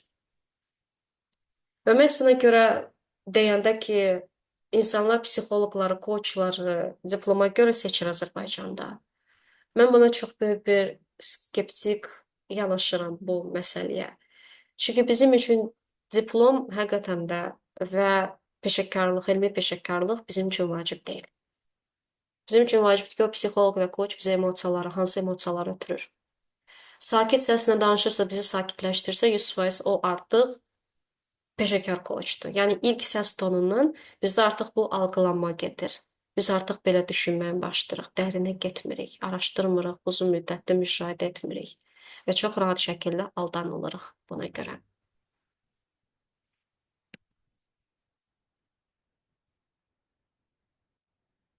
Həddindən artıq çox layihələrimdə, ödənişsiz layihələrimdə də belə özünə görə, tək ödənişli yox. Yazırlar, deyirlər qoşulacam, amma qoşulmuram. Söz verirəm, mütləq qoşulacam. Belə sözü mütləq qoşulacam. Sizin proyektləriniz möhtəşəmdir, mütləq qoşulacam. Və ilk bu prosesə başlayan insanlar üçün bu ağır gələ bilər, psixoloji təzyiq kimi. Görürsən, məndənin bir problem ekspert olaraq. Niyə mənə söz verirlər, amma sonra etmirlər? Amma sonra yüzlərlə, minlərlə insanlarla işləyərkən siz görürsünüz ki, bunun ən vacib psixoloji kökləri ondan ibarət ki, biz yox deyə bilməkdən çəkinirik. Birdən qarşı tərəf inciyər. Amma mən onu ghosting edim. Mən ona cavab yazmayım. Qoy düşünsün ki, mənim yadımdan çıxdı. Bəlkə yadımdan çıxdı, bəlkə də fikrim başqa yerə getdi. Amma çox vaxt mən ödənişlə bağlı bir məlumat alım. Çünki ödəniş nə deməkdir? Məsuliyyət götürmək deməkdir. Mən məsuliyyətdən qaçmaq üçün mən bu metoddan özüm də bunun fərqində olmadan bu mədəni kod üzərində qarşı tərəfi incitməmək, məsuliyyətdən qaçmaq üçün. Mən bu ghostingdən istifadə edirəm. WhatsApp marketinqdə mən ghostingi hər gün biz görürük. Kodstar olaraq da görürük, dilbil olaraq da görürük. Mənim webinarlarım, proqramlarımda da biz bunu görürük. Digər proyektlərimizdə də biz bunu görürük. Mesaj göndəririk ki, bu proqrama qoşulmaq istəyirsinizsə, plus yazmağınız kifayətdir. Plus yazır, ödəniş məlumatları bizdən istəyir. Ödəniş məlumatlarını alan kimi dərhal yoxa çıxır. Yenidən follow up eləyirik 2 dəfə, 3 dəfə, 4 dəfə, 4-cü, 5-ci dəfə biz mesaj göndəririk. Görürük ki, heç bir cavab yoxdur. Çox az adam yazır ki, Sara xanım, məndə alınmır qoşulmaq. Çox az adam yazır. Bir çox hallarda ghosting özünü daha çox göstərir. Çünki bir qorxu hissi var. Özümü göstərmək zəif bir insan kimi. Mən özümü zəif bir insan kimi göstərmək istəmirəm kiminsə qabağında. Və mən artıq hər hansı bir təklif mənə gələndə, hansı ki mən o təklifdən yararlana bilmirəm, məndə pasiv-aqressiv formalaşır həmin insanlara qarşı ki, nəyə görə mən bu təklifdən yararlana bilmirəm. Onlar sizdən endirim istəyə bilərlər. Onlar sizdən pulsuz bir təklif etməyi, bunu pulsuz vermək istəyə bilərlər. Mən əvvəl edirdim, amma sonra anladım ki, xeyr, mən onlara böyük bir ziyan verirəm və onların təkamül prosesinə ən çox bariyeri bu yanaşmalı mən özüm qoyuram. Və məhz buna görə endirim istəyən, pulsuz bir şey istəyən, zaten pulsuz həddindən artıq çox imkanlar yaradıram YouTube təlimlərində, pulsuz vebinarlarda, kontent özü, Telegram kanalım nə qədər var və əgər bir insan ciddi şəkildə öz problemini həll etmək üçün davamlı şəkildə kimdənsə ancaq ödənişsiz dəstək alırsa, demək ki, bu çox önəmli bir məsələlərə qarşı olan bir proyeksiyadır. Demək ki, həyatında ancaq bu sahədə deyil, çox fərqli sahələrdə, çox önəmli qərarlarda o hər zaman gözləyir ki, reallıq ona adaptasiya olsun. Və bir insan əgər ancaq istəyirsə ki, reallıq ona adaptasiya olsun, o heç vaxt təkamül etmir. Çünki indiyənə kimi bizim keçdiyimiz tarixi yolda təkamül prosesi bizim özümüzün, canlıların dəyişikliklərə olan adaptasiyasına baş verib. Canlılar məcburi şəkildə baş verən dəyişikliklərə adaptasiya olublar. Onlardan heç kim soruşmur ki, sən istəyirsən yoxsa yox. Sən istəmirsənsə demək ki, sağ qalmayacaqsan. Sən keçid etməyəcəksən növbəti etapa. Amma sən dəyişirsən, hansı ki, bu ağrılı prosesdir, çünki komfortdan çıxırsan. Və bu fiziki dəyişiklikdir, bu daxili dəyişiklikdir, bu istənilən bir dəyişikliyə aiddir. Bu hər zaman bizi çox ağrılı bir şəkildə və istənilən bir keçid iki etaplar arasında, təkamül etaplar arasında hər zaman daha ağrılı olur. Təhsil. Biz təhsildə nəyi sevirik? Bahalı ofislər, LinkedIn-də paylaşaq sertifikatları. Halbuki biz soruşsaq ki, nə yadınızda qalıb, nəyi tətbiq etmisiniz bu təhsildə, 99% hallarda heç nə onların yadında qalmayıb. Networking görüşlərinə gedirik, təlim proqramlarına gedirik canlı şəkildə xüsusən. Canlıları da nəyə görə getmək istəyirik? Atmosfer istəyirik. Atmosferə pul vermək istəyirik. Atmosferə pul vermək diqqət yayındırmanın 21-ci əsrdə ən güclü mexanizmlarından biridir, hansı ki, kapitalizm bunu bizə yeridir ki, sən özünü dəyərli hiss etmən üçün ancaq və ancaq özəl atmosfera, VIP atmosfera getməlisən və networking klublar, akademiyalar bunun üzərində çox yaxşı pullar qazanır. Halbuki bu bizim heç bir problemimizi həll etmir. Və çox vaxt siz fikir versəniz, həmin o xüsusi atmosferi olan insanlarda keyfiyyətli münasibətlər qurulmur. Çünki orada əsas məsələ münasibət qurmaq, ünsiyyət qurmaq, dərinlik axtarmaq, dəyər axtarmaq deyil, göstərişdir, səthi yanaşmadır. Və bunu tutan insanlar artıq həmin tədbirlərə qoşulmurlar. Çünki onlar öz zamanını dəyərini bilirlər və onu zaman itkisi kimi görürlər. Bizim üçün təhsildə məzmun, dəyər və dərinlik önəmli deyil. Bizim üçün nə önəmlidir? Nə qədər məşhur şəxs eksperti, müəllimi tanıdır. Fake reklam oldu, yalan reklam oldu, heç kimin vecinə deyil. Və biz bunu araşdırmırıq. Bahalı ofis, qəşəng interyer, bahalı ofisdirsə, demək ki, keyfiyyətli təhsil verilir. Niyə? Çünki mən göstərməliyim ki, mən oxuram, amma halbuki mən bununla məşğul deyiləm. Çünki real təhsilinə investisiya edən insan çox vaxtını tapmır ki, bunu bölüşsün insanlarla. O çox vaxt təhsil alır, tətbiq edir, nəticəsini görür. O nəticə ilə o insanlara dəyər yaradır. Sertifikat kultu. Mən mütləq yazılı şəkildə göstərməliyim, hansı ki, bu bizə yeridilib, kimsə bizə bu stereotipi yeridib ki, sənin əlində nə qədər çox sertifikatın varsa və sən CV-ndə onu göstərə bilirsənsə, o qədər sənin çox böyük bir ehtimalın var ki, səni işə qəbul edəcəklər və tələbələr çox vaxt, məsələn də, onlara prioritet oldu, olmadı. Sadəcə onların məqsədi sertifikat yığmaqdır, sayı çox olsun, bir rəqabət gedir. Amma o sertifikat vasitəsilə əldə etdiyi o bacarıqlar, biliklər əldə olunurmu? Bu çox böyük bir sual altındadır və bu sorğulanmır. Onlar bu sualı heç vaxt özlərinə vermirlər. Çünki akademik təhsil bu düşüncə tərzini bizdə yetişdirmir. Və bizim mühitimiz bizdə bunu yetişdirmir. Bizim mədəni kodlarımız bunu yetişdirmir bizdə. Mədəni kodlar bizi yetişdirir kölə kimi. Ki biz avtoritet fiqurun qarşısında baş əyək. Heç bir ona söz deməyək. Onu tənqidə yanaşmayaq. Və bunun sayəsində biz təhsilə investisiya edirik, amma təhsil almırıq. Necə ki, bu təqaüd proqramlarında oldu. Bahalı ofisi olan akademiyalar tərəfindən. Minlərlə gənc Marketinq, qrafik dizayn, IT, bir çox sahələr üzrə təqaüd təhsili alıblar, amma işsiz qalıblar. Niyə? Çünki təhsil keyfiyyətinə, elmə, müəllimi biz araşdırmırıq. Özümüzə sual vermirik ki, bu müəllimin özünün nə təcrübəsi var? Özü hansı işlər görüb, real olaraq hansı nəticələr qazanıb? Və eyni zamanda bizim üçün çox önəmlidir. Ekspert necə görünür? MacBook istifadə edirsə, iPhone istifadə edirsə, Cartier istifadə edirsə, bahalı makiyaj, saç düzümdədirsə, 100% peşəkardır. Evi varsa, villası varsa, maşını varsa, demək ki, o insandan öyrənməyə dəyər. Amma biz soruşmuruq, o evi necə qazanıb? Nəyə görə həmin brendlərdən istifadə edir? Necə pulları qazanıb? Biz bunu araşdırmırıq. Və biz dərin araşdırmaya getsək əslində, biz görəcəyik ki, rol model hesab etdiyimiz bütün insanlar hansı ki, mühüm bir gücə sahibdir. Onlar ya çox güclü siyasətçilərin yaxın adamlarıdır, və yaxud da çox fərqli moşenniklik modellərindən istifadə edib insanları aldadaraq həmin o pulları əldə edən insanlar olub. Çünki real olaraq öz zəhməti ilə güclü dəyər yaratan insanlar öz zənginliyini göstərməyə meyilli olmurlar. Onlara bu çox mənasız gəlir. Onlar əksinə öz enerjini, zamanını ayırırlar ki, daha çox bu resursu istifadə etsinlər, pulu, qazandığı bu pulu istifadə etsinlər bir alət kimi güclü sosial təsir yaratsınlar və çox vaxt onların adları gizli qalır. Mən çox vaxt özümə sual verirdim, nəyə görə xeyriyyətçilər istəyir ki, onların adı gizli qalsın? Təbii ki, burada mədəni kod var, savab məsələsi ki, ancaq məsələn, sən və Tanrı arasında qalsın, başqası eşitməsin. Uzun müddət mən bunu düşünürdüm ki, bu mədəni kod idarədir. Təbii ki, bunun öz yeri var. Amma sonra mən özüm sosial layihələri idarə etdikcə, bu sektorda olduqca, bizim mədəni kodları daha dərin araşdırdıqca mən anladım ki, onlar nəyə görə öz adlarını gizlədirlər. Çünki daha çox insanlar onlara müraciət edəcək ki, onlar hər hansı bir dəstəyi onlara göstərsin. Onlar isə bezirlər bundan.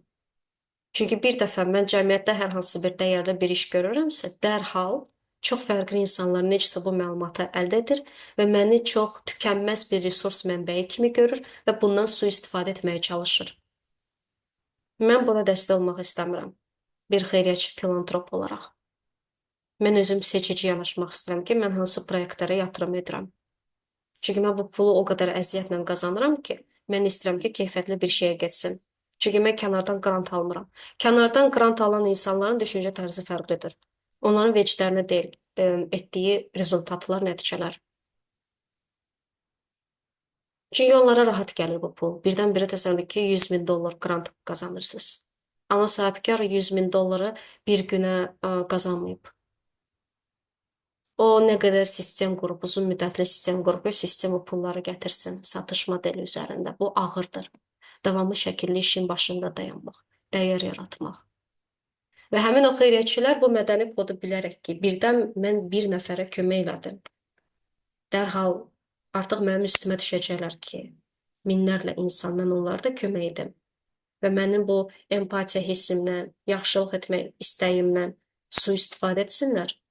Mən bunun qarşısını almaq üçün mən öz adımı gizli saxlayıram.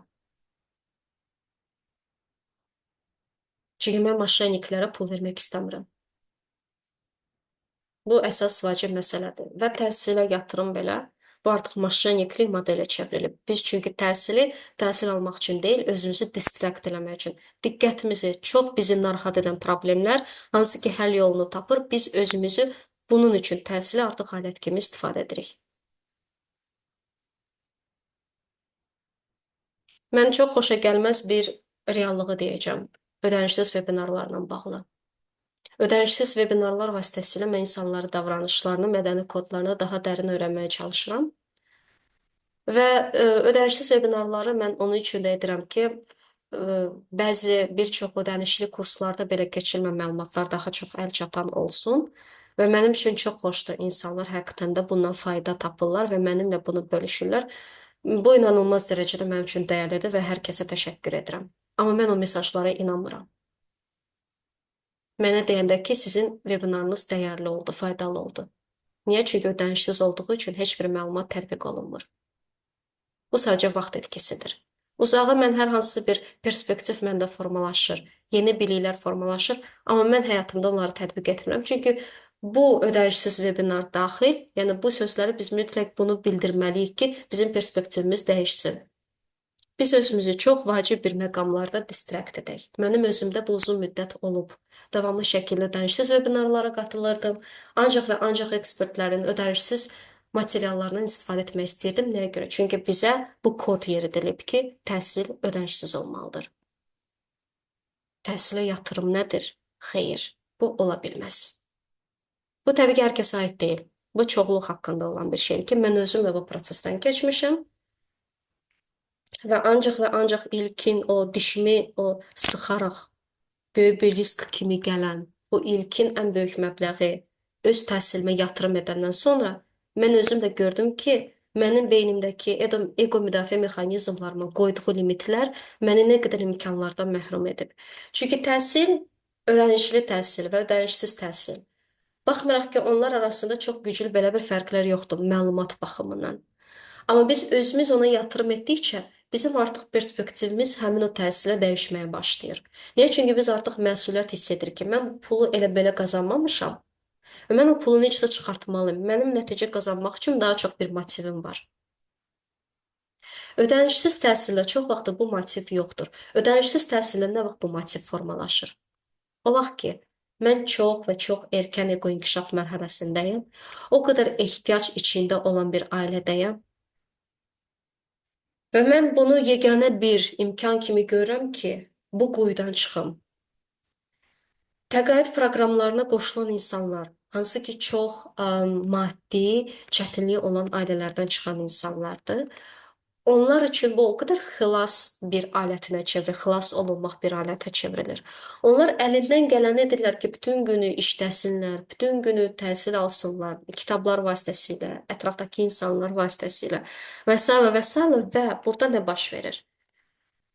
O həmin o application var, hansı ki çox uzun bir məsələndə müraciət formaları var. Onları keyfiyyətli doldurmaq üçün nə qədər öz resursunu, zamanını ayırır.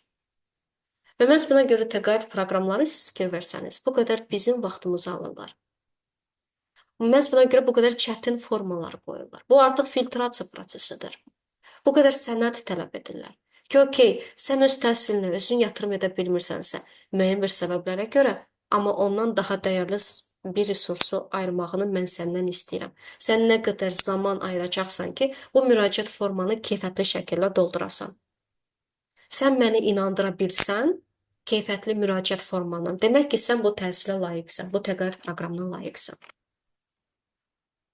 Yəni, ödənişsiz bizə təhsil gəlsə də belə təqaüd vasitəsilə, bilin ki, bu ödənişsiz deyil. Biz bunun bədəlini zamanımızla ayırırıq. Çünki biz zamanımızı fərqli alternativlərlə doldura bilərik. Və biz əgər təqaüd proqramına müraciət ediriksə, o müraciət formaları xaricdə təhsil olsun, fərqli bir şey olsun. Onları dolduraq, bu qədər sənəd işi, bürokratiya, intervyular, sonra IELTS-a hazırlaşmaq və s. və s. Bunlar real olaraq işdir. Və biz əgər öz zamanımızın dəyərini ölçsək pullarla, biz əslində görəcəyik ki, həmin o təqaüddən qazandığımız o finansal məbləğdən biz daha çox zaman ayırmışıq. Amma çox vaxt bu bizim ağlımıza gəlmir. Çünki ödənişsiz sözünü görürük, düşünürük ki, ödənişsizdən məndən nə gedir? Və məhz buna görə biz özümüz üçün hər zaman bu sualı verməliyik. Ödənişsiz gördüyüm bir şey həqiqətən ödənişsizdir. Bəlkə məndən daha çox resurs gedir. Pulu ödəməsəm də belə mənim diqqətim gedir, zamanım gedir, fokusum gedir. Hansı ki, bu indi ən dəyərli valutadır. Neftdən daha, qızıldan daha dəyərlidir bizim diqqətimiz. Çünki bizim diqqətimizi yönəldən, ayırmağa çalışan insanların resursunu qidalandırır. Yəni, bizim qabağımıza bir negativ xəbər çıxır və bizim diqqətimiz o negativ xəbərədirsə, bizim diqqətimiz həmin o negativ xəbəri bölüşən insanları qidalandırır. Onlara əlavə pul gətirir. Əlavə yeni insanlara çıxışı təmin edir. Və məhz buna görə biz nəyisə diqqət ayıranda biz ancaq özümüzü düşünmürük. Çünki biz böyük bir sistemin parçasıyıq və bizim diqqətimiz, özümüz də biz bunun fərqində olmadan çox vacib bir prosesləri qidalandıra bilir. Bəzən neqativ də ola bilir. Necə ki, bu oldu, biz özümüz bəyənmirik. Niyə keyfiyyətli kontent Azərbaycan dilində azdır, amma biz özümüz diqqəti ona ayırırıqmı çox vaxtı? Biz özümüz də məsələn bu bizim beynimizin, psixikamızın strukturudur. Daha çox əyləncə, yumor dolu, daha məsələn də bizim üçün primitiv hesab olunan, hansı ki bu okeydir, yəni bu qınamaq məqsədi ilə qeyd olunmur. Amma biz artıq bunun fərqində olandan sonra biz artıq görürük ki, bizim diqqətimizi necə idarə edirlər. Və elə-belə o bizi düşündürən kontent çox qabağımıza çıxmır. Çünki kontent yaradıcıların da Azərbaycan dilində artıq motivi itir. Mən bu qədər enerji ayıram, bu qədər resurs ayıram, bu qədər araşdırmalar edim, paylaşım. İnsanlar real dəyər görürlər, amma reaksiya vermirlər. Amma kiminsə hər hansı bir rəqsinə daha çox reaksiya verirlərsə, mən niyə özümü öldürməliyəm? Mən gedim ondan sonra ingilis dilində, rus dilində paylaşım eyni keyfiyyətli kontenti. Və maraqlı bir paradoks formalaşır. Həmin insan sabah rus dilində, ingilis dilində paylaşımı deyirlər ki, sən niyə Azərbaycanlı ol, Azərbaycan dilində paylaşmırsan? Halbuki o Azərbaycan dilində paylaşanda biz reaksiya vermirik. Bizim diqqətimizi fərqli bir şeylər yönləndirir və biz bunun fərqində olmuruq. Yəni də burada qeyd etmək istəyirəm, bu hər kəsə aid deyil, bu daha çox çoxluğu mən burada nəzərə alıram, hansı ki bu mədəni kodlarımızla bağlıdır və satış və marketinqdə də özünü göstərir. Və satışa baryer olan son olaraq mən bunu bölüşmək istəyirəm. Kodlar, fərqlənmə qorxusu. Bizə o qədər yükləyiblər bu neqativ sözlər. Alverçi, ən aşağı statusu olan insandır. Sən nəsə satırsansa, demək ki, sən ən aşağı statuslu olan bir insansan. Bu hələ də bizi idarə edir və satış nə deməkdir? Ünsiyyət deməkdir, insan psixologiyasını araşdırmaq deməkdir. Satış nə deməkdir? Hər hansı bir produkt, hansı ki və yaxud da xidmət insanlara dəyər qata bilər, onu ötürməkdir. Və bunun üçün də cəmiyyətdən çıxmaq önəmlidir. Səhnəyə çıxmaq önəmlidir. Bunun üçün də çox önəmlidir fərqlənmək. Və bayaq da qeyd etdiyim kimi mədəni kod ki, güclü fərdlərdən biz çox qorxuruq, güclü fərd olmaqdan qorxuruq. Bu bizə ən çox mane olan mədəni kodlardır. Və məhz buna görə çox vaxt ekspertlər hansı ki mədəni kodların fərqində deyil, onları idarə edən, onlar yüksək qiymət qoymaqdan çəkinirlər. Deyirlər ki, Azərbaycanda heç kim almayacaq bu qiymətə, Azərbaycan bazarı ancaq ucuz və keyfiyyətli prinsipi ilə almaq istəyir. Və məhz buna görə onlar ən keyfiyyətli, ən dəyər yaradacaq belə məhsullara premium qiymət qoymaqdan çətinlik çəkir. Yaxşı olmaq sindromu, davamlı şəkildə özümü sübut eləmək ki, mən yaxşıyam və bunu kontentdə hər yerdə göstərmək, cəsarətli öz pozisiyasını göstərməmək, davamlı şəkildə sərhəd qoymamaq. Çünki burada endirim məsələsi qiymətlə bağlı, bu artıq çox vacib bir sərhədlərlə bağlıdır ki, mən hansı sərhədi qoya bilərəm, hansı məqamda ki, endirim mümkündür, yoxsa yox. Çox vaxtı o endirim istəyi xüsusən xidmət sahəsi ilə bağlı. Mən birinci dəfədən deyəndə ki, mən endirim qoymuram, çox vaxt xüsusi manipulyasiyalardan istifadə edirlər ki, mənim üçün endirim edin də, mənim xüsusi belə bir situasiyam var və s. və s. Və burada çox maraqlı bir məqam var. Satış prosesində. Satış menecerlər, sahibkarlar və ekspertlərə aiddir. Biz həmin insana endirim etdikdə, biz digər insanlara, hansı ki bizdən endirim istəmir, bizim produktlarımıza dəyər verir. Tam qiymətdə onu sevə-sevə alır, biz onlara haqsızlıq edirik. Biz hər zaman bu fikir beynimizə gələndə ki, kimsə müəyyən bir situasiyaya görə bizdən endirim istəyir. Və bu bizə inandırıcı gəlmirsə, amma mən onun gözündə yaxşı olmaq istəyirəmsə, nədir, mən müştəri itirmək qorxusu məndə güclüdür. Mən hər zaman, əvvəl bu məndə çox güclüdür, amma artıq hal-hazırda məndə bu yoxdur. Niyə? Çünki mən bu düşüncə tərzi dərhal bu fikir ki, mən bu insana endirim etsəm, digərlərinə qarşı haqsızlıq olacaq. 15 nəfər məndən tam qiymətə, bu qiymətə alıb, mən onlara qarşı heç vaxt haqsızlıq edə bilmərəm. Çünki onlar mənim inanıblar, mənə güvəniblər, mənim produktumu alıblar, məni yormayıblar bu endirim prosesi ilə bağlı. Dərhal bu prosesdə özləri aktiv iştirak ediblər, məsuliyyət götürüblər. Mən onlara qarşı heç vaxt haqsızlıq edə bilmərəm və burada sistemli düşüncə tərzi işə düşür. ki mənim bu seçimim, mənim qərarım hər hansı bir insana qarşı digərlərə qarşı olan perspektivdə özünü necə göstərir. Və burada artıq marketinqdə özünü göstərir. Dərhal trigger olunmaq, ego müdafiə mexanizmları işə düşür, müştərini itirməmək üçün və qiymətə qoymaq, yüksək qiymət qoymaq qorxusu həddindən artıq çox güclüdür və sırf bunun sayəsində davamlı şəkildə biz bu sözlər də eşidə bilirik ki, kimdir səndən bu qiyməti alan? Nə qədər sənin rəqiblərin var?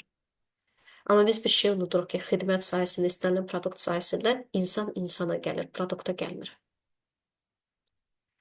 Yəni mənə aid olan auditoriya mənə gələcək, başqa adama getməyəcək. Başqa adamın auditoriyası ona gedəcək. Mənə gəlməyəcək və bu da normaldır. Hər bir ekspert öz təkamül mərhələsinə uyğun insanlarla işləyir və hər insan öz təkamül mərhələsinə uyğun ekspertlə işləyir. Onun xidmətindən yararlanır. Burada da insan faktoru işə düşdüyü üçün burada robot kimi bir məsələ işə düşmür də. Robot ki, məsələn, hamıya standart, rutinli şəkildə eyni cür hamıya davransın, eyni xidməti göstərsin. Məsələn, xidmət sahəsi elə bir şeydir ki, xüsusən biz insanların konkret hər hansı bir ehtiyaclarını ödəyiriksə, o insanın yanaşmasına görə, bizə hiss etdirdiyi emosional vəziyyətə görə biz onun yanına gedirik. Və davamlı şəkildə məni kimsə manipulyasiya etmək istəyəndə ki, ay sən rəqiblərin və yaxud da elə müştərilərin özləri də belə potensial müştərilər deyir ki, sizin rəqibləriniz filan kəs daha ucuz qiyməti, qat daha ucuz qiymətidir. Mən hər zaman deyirəm ki, siz çox rahat şəkildə o insanın yanına gedə bilərsiniz. Çox təşəkkür edirəm bu önəmli məlumata görə. Siz çox rahat şəkildə həmin insanın yanına gedə bilərsiniz. Sizə can sağlığı arzu edirəm bu baxımından və ümid edirəm ki, həmin xidmət sizin üçün yararlı olar. Və bu manipulyasiyada nəyə görə baş verir ki, o sizə ondan göstərmək istəyir ki, yəni özünü çox yuxarıdan aparma. Özünü çox yuxarıdan aparma, sən rəqiblərin bu qiyməti deyirsə, sən də bu qiymətdə məcbursan etməyə, sən fərqlənməməlisən. Çünki sən yuxarı qiymət qoysansa, demək ki, sən fərqlənirsən, sən cəsarətlisən. Sən ego müdafiə mexanizmlarını sındırırsan. Və çox insan mənim özümə də yazırdı ki, sizin qoyduğunuz qiymətlər Azərbaycan reallığına uyğun deyil. Mən deyirəm ki, mən sizinlə razıyam. Çünki Azərbaycan reallığında həqiqətən də məsuliyyət götürən insanlar çox və çox azdır. Və mən sırf həmin o insanlara fokuslanmışam. Əgər sizin üçün bu qiymət çox bahalı gəlirsə, normaldır. Siz başqa mütəxəssislə işləyə bilərsiniz. Bu qədər sadə. Mən özümü sübut etməyə də bir imkan görmürəm, bir şans görmürəm, bir ehtiyac görmürəm ki, özümü sübut edim ki, mən yaxşı ekspertəm və bunu sübut etmək üçün də mən onu çox xüsusi endirim edim. Çünki mən özüm ödənişli təhsil, xidmət alanda, çünki bu mənim özümdə artıq daxilən formalaşmış bir mexanizmdir. Mən özüm konkret bir ekspertin xidmətini alanda mən özüm endirim istəmirəm. Mən özüm resursu tapa bilirəmsə, demək ki, mən özüm də güvənirəm ki, digər insanlarda da bu ola bilər. Və sırf həmin o insanlarla da mən çalışmaq istəyirəm. Və bu artıq daxilən bu mexanizm işə düşdükcə, biz özümüz öz mədəni kodlarımız üzərində işlədikcə və həqiqətən də ona uyğun olaraq da auditoriyada bizə yavaş-yavaş gəlməyə başlayır. Və öz praktikamız çox fərqli məhsullar satırıq, xidmətlər satırıq komanda olaraq.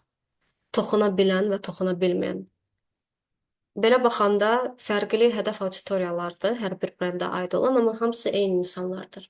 Belə baxanda eyni cəmiyyətdə yaşayırıq və eyni mədəni kodlar tərəfindən idarə olunuruq. Və biz əgər güclü satışlar, güclü marketinq, nəticə yönümlü, biznes yanaşma haqqında danışırıqsa, bunun bazası hər zaman mədəni kodlar və ego təkamül alətlərinin tətbiqi ilə bağlıdır. Biz insanların psixologiyasının dərinliklərini bilmədən bizim bütün hərəkətlərimiz, seçimlərimiz, o dataları düzgün analiz etmədikcə, düzgün şəkildə onlarla ünsiyyət qurmadıqca, biz sadəcə kör-körənə özümüzü aldatmış oluruq və bütün işlərdə görməyə çalışırıq. Və daha sonra biz bu bazarı neprav çıxardacaq ki, bu bazar nepravdır, bu bazar cahildir, bu bazar xarabdır, mənim məhsulum superdir, mənim məhsulum super keyfətlidir, amma heç kimin vecinə deyil. Bu biznes düşüncə tərzi deyil. Biznes düşüncə tərzində olan insanlar bazarı neprav çıxartmır. Onlar özündə problemi aşkar edir ki, mənim yanaşmamda nə ciddi boşluqlar var ki, mən nəyi bilmirəm bu bazarın psixologiyası haqqında ki, mən adaptasiya edə bilmədim. Və sırf bununla bağlı biz Eva klubda davamlı şəkildə biznes, psixologiya, satış, çox fərqli sistemli düşüncə tərzinə aid olan bir məzmun paylaşırıq. Azərbaycan dilində ən zəngin məzmunu olan klubdur. Qapalı Telegram kanalında podkastlar, onlayn təlimlər biz paylaşırıq. Hər ay çox fərqli ekspertlərlə bizim görüşlərimiz olur. Bu klubun əsas özəlliyi nədir? Hansı ki, Azərbaycanda heç bir klub, həqiqətən də heç bir klub bunu təşkil etmir. Bu da bizim mədəni kodumuzla bağlıdır. Bizim mədəni kodumuzda nədənsə belə bir stereotip formalaşıb ki, ekspertlər ödənişsiz şəkildə təlim keçməlidir. Bu 2 saatlıq seminar olsa da belə. Mən bilmirəm nə səbəb olub buna. Təbii ki, mən buna 100% negativ yanaşmıram. Çünki mən özüm də dəfələrlə şəkildə bunu etmişəm və böyük bir zövq almışam. Amma nədənsə büdcəsi olan layihələr olsun, klublar olsun, onlar ekspertlərə pul ödəmək istəmirlər. Onlar deyirlər ki, gənclərə və yaxud da qadınlara dəstək məqsədi ilə gəlin bizim üçün ödənişsiz webinar və yaxud da təlim keçin. Eva klubda bu fəlsəfə yoxdur. Eva klubda belə bir xüsusiyyət var ki, çox fərqli ekspertlər, yəni öz sahəsinin, ölkənin top ekspertləri bu kluba üzvdür və biz özümüz, məsələn də onlara təklif edirik ki, təlimlər keçsinlər, təbii ki, üzvlərin ehtiyacı olan mövzular üzərində və biz onlara qonorar veririk. Yəni klub üzvləri bu kluba qoşulduqda real olaraq pul qazanmaq şansını qazanırlar. Çünki bizim üçün çox vacibdir ki, biz dəstək haqqında danışırıqsa, biz bunu ödənişsiz şəkildə insanlara təlim keçməyi, romantikləşdirməyi mən özüm şəxsən bu mənə zidd olan bir yanaşmadır dəyərlərimə. Çünki bir ekspert gəlib öz zamanını ayırırsa, hansı ki bu zamanını ayıra bilər də öz xidmət etdiyi müştərilərə, həll etdiyi hər hansı bir məsələlərə və yaxud da ailəsi ilə olan bir zamana, hansı ki bu artıq çox limitliyir. Mən əgər o zamanı götürürəmsə ki, mənim üzvlərim klubda yararlansın, ekspertin dediyi hər hansı bir cümlələrindən və yaxud da təqdimatından, mən onun qarşılığını mütləq verməliyəm. Və bu biznes modeli və klubda biznes model, o artıq özü mədəni kodları dəyişdirir bizim üzvlərimizdə. Bizim üzvlərimiz artıq indidən görürlər ki, belə bir şey də ola bilər Azərbaycanda. Çünki çox vaxtı nə deyirlər? Gəlin, özünüzü reklam edin, özünüzü ödənişsiz şəkildə təqdim edin. Biz sizin üçün bu məsələn də imkanı yaradırıq və s. və s. Amma bu hətta məsələ top ekspertlər də qarşılar münasibətdir. Halbuki bizim mədəni kodlar bizə nəyi göstərir paradoks olaraq? Xariciyə biz heç vaxt o sözü demirik. Xarici ekspert gələndə dərhal onu biznes klassda təşkil edirik, ən lüks oteldə də onu yerləşdiririk, ən bahalı qonorar vermək üçün də əlimizdən gələni etməyə hazırıq. Amma öz yerli ekspertlərimizə gəldikdə, hansı ki, bir çox xarici ekspertlərdən daha üstün biliklərə və düşüncə tərzinə sahibdir, daha sistemli baxa bilir və ən əsası bizim mədəni kodları bilir, biz o dəyəri verməkdə çətinlik çəkirik. Və Eva klubun da əsas özəlliyi ondan ibarətdir ki, biz həqiqətən də indiyənə kimi Azərbaycan dilində ən zəngin məzmuna sahib olan bir klubuq. Fərqli ölkələrdən, bölgələrdən qoşulan bizim üzvlərimiz var və onlar çox fərqli mövzularda özünü inkişaf etdirmək. Evoda nə deməkdir? Evolution ingilis dilində. İlk 3 sözdən istifadə olub ki, hər gün təkamül etmək üçün bir imkandır.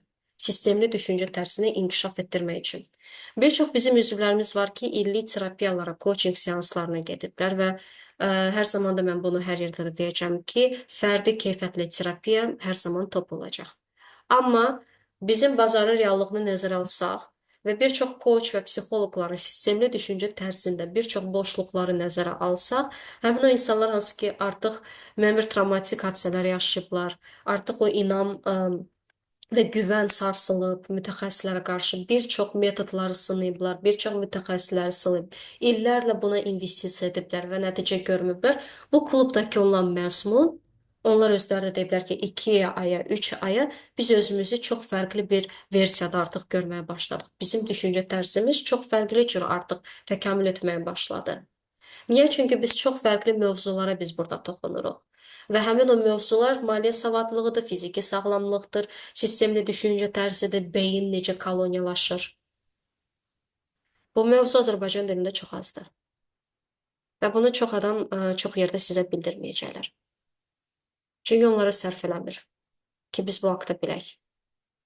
Həmin o mexanizmların çünki fərqində olan insanlar, onlar artıq özlərini qoruya bilir və idarə olunan şəxslərə çevrilmir. Və Eva klubun da əsas mahiyyəti ondan ibarətdir ki, mən necə daxilən müstəqil düşünə bilən şəxsiyyəti özümdə formalaşdırım. Ki, mən hər hansı bir kənardan qalan manipulyasiyalara mən uğramayım. Və burada da çox fərqli mövzular var. Bu sadəcə onlardan bir hissəsidir və hər ay bizim fərqli ekspertlərlə də görüşümüz var. Məsələn, 28 fevral ipoteka mövzusunda bizim görüşümüz olacaq. Biz necə ağıllı ipoteka formulaları üzərində işləyərək biz sərfəli ipoteka şərtlərini təmin edə bilərik. Çünki biz bunun fərqində olmadan müqavilədə nə deyilibsə, bunun üzərində işləmədən, nəyisə dəyişdirmədən biz əslində ekstra 2 qat, 3 qat məbləğlər ödəyirik və biz ipotekaya aldığımız həmin o ilkin olaraq bir məbləğ olduqda, sonra 2 qat məbləğ çıxır. Əslində biz həmin o məbləğə ya avtomobil ala bilərdik, ya da ikinci ev ala bilərdik əslində özümüz üçün. Amma biz bunu görə bilmirik, çünki bizə bunu heç kim danışmır. Və məhz buna görə biz Azərbaycan reallığında adicə bu ipoteka məsələsi maliyyə savadlığına hansı ki aiddir. Biz necə riyazi düşüncə tərzini özümüzdə inkişaf etdirək ki, gündəlik məişət problemləri olsun, məsələlər olsun, bunu istifadə edərək biz daha çox qabağa gedək, büdcəmizə qənaət edək. Biz 2 qat ziyana getməyək. Bu bizim ən vacib mövzularımızdan biridir və çox fərqli digər mövzularda özünü göstərir. Və bu klubda eyni zamanda səhifələrin analizi video şəklində bölüşülür. Marketinq, biznes, satış, brendinq, çox fərqli mövzular göstərir və hətta ədəbiyyatda belə ayrıca yüklənilir. Və son olaraq təkamül psixologiyası təlimi. Mədəni kodlar haqqında mən ancaq müəyyən bir hissəsini sizinlə bölüşdüm. Bizim bilmədiyimiz nə qədər digər mədəni kodlar var, hansı ki, onlar bizi idarə edir. Və bu necə cəmiyyətlərin inkişaf mərhələsi ilə bağlıdır. Biz böhranlara necə sağlam şəkildə reaksiya verə bilərik? Nəyə görə bəzi insanlarla mənim sözüm tutur, bəzi insanlarla sözüm tutmur? Nəyə görə fərqli insanları bu cür davrananda, onları bu cür idarə edəndə daha rahat olur, nəinki digər insanların? Nəyə görə qadın-kişi münasibətlərində konfliktlər yaranır valideyn və uşaq arasında, nəyə görə onlar bir-birini anlamaqda çətinlik çəkir? Nəyə görə bizim cəmiyyətimizdə zorakılığa biz dözürük? Bu hansı ego inkişaf mərhələsi ilə bağlıdır və biz necə bunu özümüzdə aşa bilərik? Necə bu daxili güclənmiş şəxsiyyəti formalaşdıra bilərik? Necə mədəni kodları biz istifadə edə bilərik təkamül üçün? Çünki mədəni kodların hər biri 100% olaraq bizə ziyan vermir. Onların bəziləri bizə çox gücləndirir, bizə xidmət edir, bəziləri isə bizə çox böyük bir baryer yaradır. Hansıları bizə baryer yaradır, hansıların üzərində işləmək zamanıdır ki, biz növbəti təkamül mərhələləri haqqında bilək. Hansı ümumiyyətlə insanların keçdiyi təkamül etapları var? Onlar arasında böhranlar özünü necə göstərir? Keçidlər özünü necə göstərir? Nəyə görə bu bizə ağrılı gəlir? Konkret hansı etaplar arasında mən qalanda, konkret hansı mən böhranla üzləşirəm? Hansı ki, daha sonra mən düşünürəm ki, bu mənim üçün dünyanın sonudur. İnsan bunun fərqində olanda, o artıq heç bir böhrana dünyanın sonu kimi deyil, təkamül üçün çox vacib bir imkan kimi baxır. Və bu təlim özü çox fayda qatır insanlarla ünsiyyətdə olan, sistemli düşüncə tərzini bilmək istəyən, Azərbaycan reallığında yaşayan, amma bu bilikləri heç bir yerdə əldə edə bilməyən şəxslər üçün, hansı ki, bunu tətbiq eləmək istəyir gündəlik həyatında, gəlirlərini artırmaq istəyir. Bu coach psixoloqlardırsa öz praktikasının səviyyəsini, nəticə yönümlülüyünü artıracaqlar. Çünki bu biliklər mənim öz şəxsi praktikamda belə çox böyük bir dəyər yaratdı və nəticələr qazandırdı insanların həyatına. Hansı şirkətdə mən mentorluq edirəmsə, təkamül psixologiyasının alətlərinin istifadəsi ilə bağlı, onların hər zaman gəlirləri artır. Onların hər zaman resursları artır. Niyə? Çünki onlar artıq toksik o mühitin formalaşmasına çox böyük bir maneə yaradırlar bu biliklərin vasitəsilə, konkret tətbiq edirlər və o sürətli proses daha rahat keçir. Düzgün insanların, o dəyər sistemlərinə uyğun o insanların seçimi ilə bağlı. Müəllimlər, təlimçilər, istənilən bir insanlar, hansı ki, idarəçilik və ünsiyyət bacarıqlarını inkişaf etdirmək istəyirlərsə, onlar bu təlimə qoşula bilərlər və bu təlimin anket linkini kim əldə etmək istəsə, mənə yaza bilər WhatsApp üzərində və biz sizə həmin o anket linkini göndərə bilərik. Yəni, çox limitli sayda bu təlimə qoşula bilərsiniz. Çünki bu hər ay keçirilmir və sizə də biz məlumat göndərərik. Təşəkkür edirəm sizə diqqətiniz üçün. Ümid edirəm sizin üçün faydalı oldu. Nə sualınız olarsa yazın, verin və mən böyük məmnuniyyətlə sizin suallarınıza da cavab verməyə hazıram.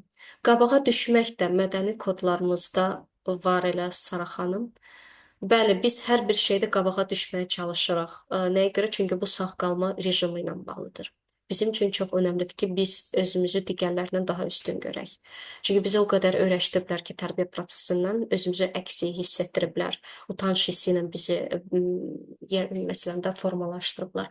Və məhz bunun sayəsində çox vaxtı biz istəyirik ki, digər məsələlərdə qabağa düşməyi özümüzdə göstərir. Məsələn, maşın sürməkdə özünü göstərir. Əm, nifrət nitqində özünü göstərə bilər. Mən özümü kimdənsə üstün hesab edirəm. Və yaxud da hər hansı bir məsələlərdə büdcəyə qənaət baxımından, və yaxud da hər hansı bir satış prosesində daha çox şəxslər üzərində qazanmaq istəyi. Bu da yəni qabağa düşməklə bağlıdır. Davamlı şəkildə endirimləri izləmək, endirimlərdən yararlanmaq. Yəni bu məndə bir psixoloji bir güc yaradır ki, mən digərlərindən daha qabağa düşüm. Təşəkkür edirəm Aləmdə xanım. Sizə fayda və dəyər qatdısa, mənim üçün ancaq və ancaq xoşdur. Çox sağ olun Ülviyə xanım. Bəli, sərfəli ipoteka haqqında bizim vebinarımız ayın 28-i olacaq saat 11-də və siz həmin vebinara da qoşula bilərsiniz və bizim bütün onlayn görüşlərimiz hamısı klubda yazılır. Yəni onların hər birinin video yazıları, prezentasiyaları yüklənir bizim klubumuzda. Və siz hətta həmin təlimdə istənilən suallarınızı da maliyyə ekspertinə də verə bilərsiniz. Yəni biz ölkənin top ekspertləri ilə çalışırıq ki, maksimum faydalı, dəyərli məzmun yaradaq. İnsanların real ehtiyacını ödəyən. Yəni motivasiya nitqləri deyil, necə deyim, mən primitiv sözünü xoşlamıram, amma məişət mövzularını da biz elə bir perspektiv formalaşdırmaq istəyirik ki, sizdə sistemli düşüncə tərzi formalaşsın. Yəni qeybət səviyyəsində söhbətlər aparılmır. Yəni burada real olaraq elmi, sistemli düşüncə tərzisi də formalaşır. Yəni ipoteka kimi, hansı ki, məsələn də gündəlik həyatımıza təsir göstərir. Yəni bu kimi mövzular toxunur. Bəli, siz aylıq abunə haqqını ödəyərək siz klubumuza daxil ola bilərsiniz. Aylıq abunə haqqı 45 manatdır klubumuza daxil olmaq üçün 150-dən çox mövzuda podkast və təlimlərə siz çıxış əldə edirsiniz. Həmin o məzmun vasitəsilə, klub vasitəsilə. Söylədiyiniz hər bir şeyi canlı olaraq yaşayıram. Təşəkkür edirəm. Çox sağ olun Sabina xanım. Yunis bəy, təşəkkür edirəm siz də iştirakınız üçün. Çox sağ olun Günel xanım, çox sağ olun. Clean Apartment burada yazılıb. Mən təşəkkür edirəm sizə qoşulduğunuz üçün. Söylədiyiniz hər şey canlı olaraq yaşayıram. Əsas odur ki, bu artıq fərqindəlik var. Fərqindəlik varsa, demək ki, artıq bir seçim var ki, siz bunu dəyişdirəsiniz. Əgər dəyişim gedirsə, demək ki, bunu haqqında fərqində olmağınız, bunu yaşamağınız, bunu qəbul etməyiniz və eyni zamanda daha sonra bunun üzərində dəyişim etməyiniz çox və çox önəmlidir. Və bəlkə də bu vebinarın da ən vacib, bəlkə də sizin üçün təsirlərindən biri bunun üzərində artıq ilkin addımların atılması ola bilər. Öz bizneslarımız üçün səhifə analizləri, marketinq dəstəyi ala bilərikmi? Bizneslar üçün səhifə analizləri, siz səhifəni göndərirsiniz, klub orada xüsusi bir post var, onun altında hər kəs öz səhifəsini qeyd edir və orada artıq mən mini video şəklində mən sizə konkret instruksiyalar verirəm ki, siz öz səhifənizi necə canlandıra bilərsiniz, inkişaf etdirə bilərsiniz. Kontentlə bağlı mən o dəstəyi sırf həmin o səhifə analizləri vasitəsilə verirəm.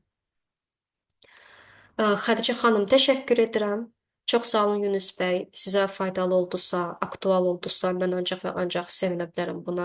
Təşəkkür edirəm hər biriniz üçün. Gözəl izah və dəyəriniz üçün minnətdaram. Təşəkkür edirəm Röya xanım. Mənim üçün çox xoşdur həqiqətən də. Mən hər zaman çalışıram ki, ən çətin mövzuları sadə dildə başa salım. Çünki sadə dildə başa salım dedim, təqdim edim. Çünki əgər kimsə həqiqətən də hər hansı bir mütəxəssis ancaq çox və çox çətin dildə danışırsa, bilin ki, bu çox xüsusi ego müdafiə mexanizmlarına bağlıdır. Burada artıq üstünlük kompleksini özünü göstərir və kim ki isə dəyər yaratmaq xatirinə bir iş görürsə, onlar hər zaman çalışırlar ki, asanlaşdırsınlar. Və sahibkarlıq düşüncə tərzi də siz fikir verirsiniz, insanların həyatını asanlaşdırmaq naminə qurulur. Və artıq sahibkar olaraq mən özüm o qədər öyrəşirəm ki, hər şey asanlaşdırmaq. Mən necə edim ən çətin mövzuları daha əlçatan edim. Mənim üçün vacib deyil akademik çətin dildə danışmaq. Mənim üçün bu önəmli deyil. Mənim üçün önəmlidir ki, siz nəsə buradan qazanasınız. Çünki sizin diqqətiniz, zamanınız, enerjiniz bu webinara gəlibsə, demək ki, bunun haqqını vermək lazımdır. Bu çox və çox önəmlidir mənim üçün bir dəyər olaraq. Klub neçə ay davam edir? Oktyabrdan bəri biz fəaliyyət göstəririk.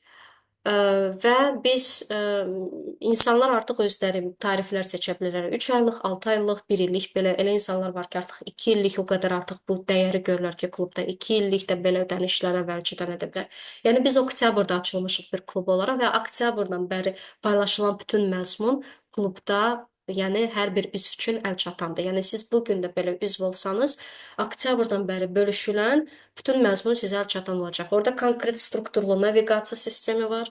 Həmin o naviqasiya sistemləri konkret mövzu kateqoriyalara bölünüb və sizə uyğun olan mövzular üzərində siz podkastlar və təlimlər də dinləyə bilirsiniz. Təkamül nəzəriyyəsi imtahan formatı necə olur və imtahan niyə olur? Çox maraqlı gəldi. Sonda sertifikat üçünmü? Sertifikatdan daha çox Elahiyyə xanım. Burada sizin öz həyatınızda yaşadığınız кейslərə fərqli sistemli düşüncə tərzini yoxlamaq üçündür. Yəni sizə nəzəriyyə keçirilir. Daha sonra mən sizə konkret imtahan üçün keyslər verirəm. Hər bir tələbə üçün mən ona özəl keyslər hazırlayıram. 3 dənə keysdir.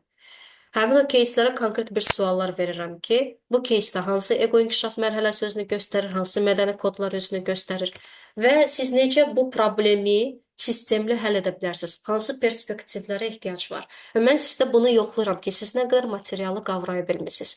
Öz şəxsi mən necə keysləri hazırlayıram? Mən sizinlə tanış oluram. Sizin dəyər sistemlərinizlə tanış oluram və sizin həyatınızda hal-hazırda aktual olan nə problemlər, böhranlar, məsələlər varsa, mən onları keyslərə salıram. Və indiyənə kimi tələbələrin də ən sevdiyi məqam bu olub. Ki, Sara xanım, siz hardan bilmisiniz ki, hal-hazırda mən o problemlə üzləşirəm. Halbuki o tələbə mənə danışmayıb bunu. Amma mən artıq mən xüsusi bir test verirəm dəyər sistemi ilə bağlı. Həmin o dəyər sistemi analizi və eyni zamanda dərslərdə iştirak əsasında mən artıq görürəm bu insanı konkret nə narahat edir və hal-hazırda aktual məsələlər nədir, problemlər nədir bu insan həyatında. Ona uyğun mən keyslər hazırlayıram hər tələbə üçün özəl və o keyslərin həllini mən imtahanda mən onu təqdimatını mən istəyirəm tələbələrdən və kim ki onun təqdimatını edirsə, onlar özləri də sonra mənim feedbackimdən sonra fərqli cür baxmağı da öyrənirlər. Mən təşəkkür edirəm. Firəngiz xanım, çox sağ olun. Mən təşəkkür edirəm qoşulduğunuz üçün.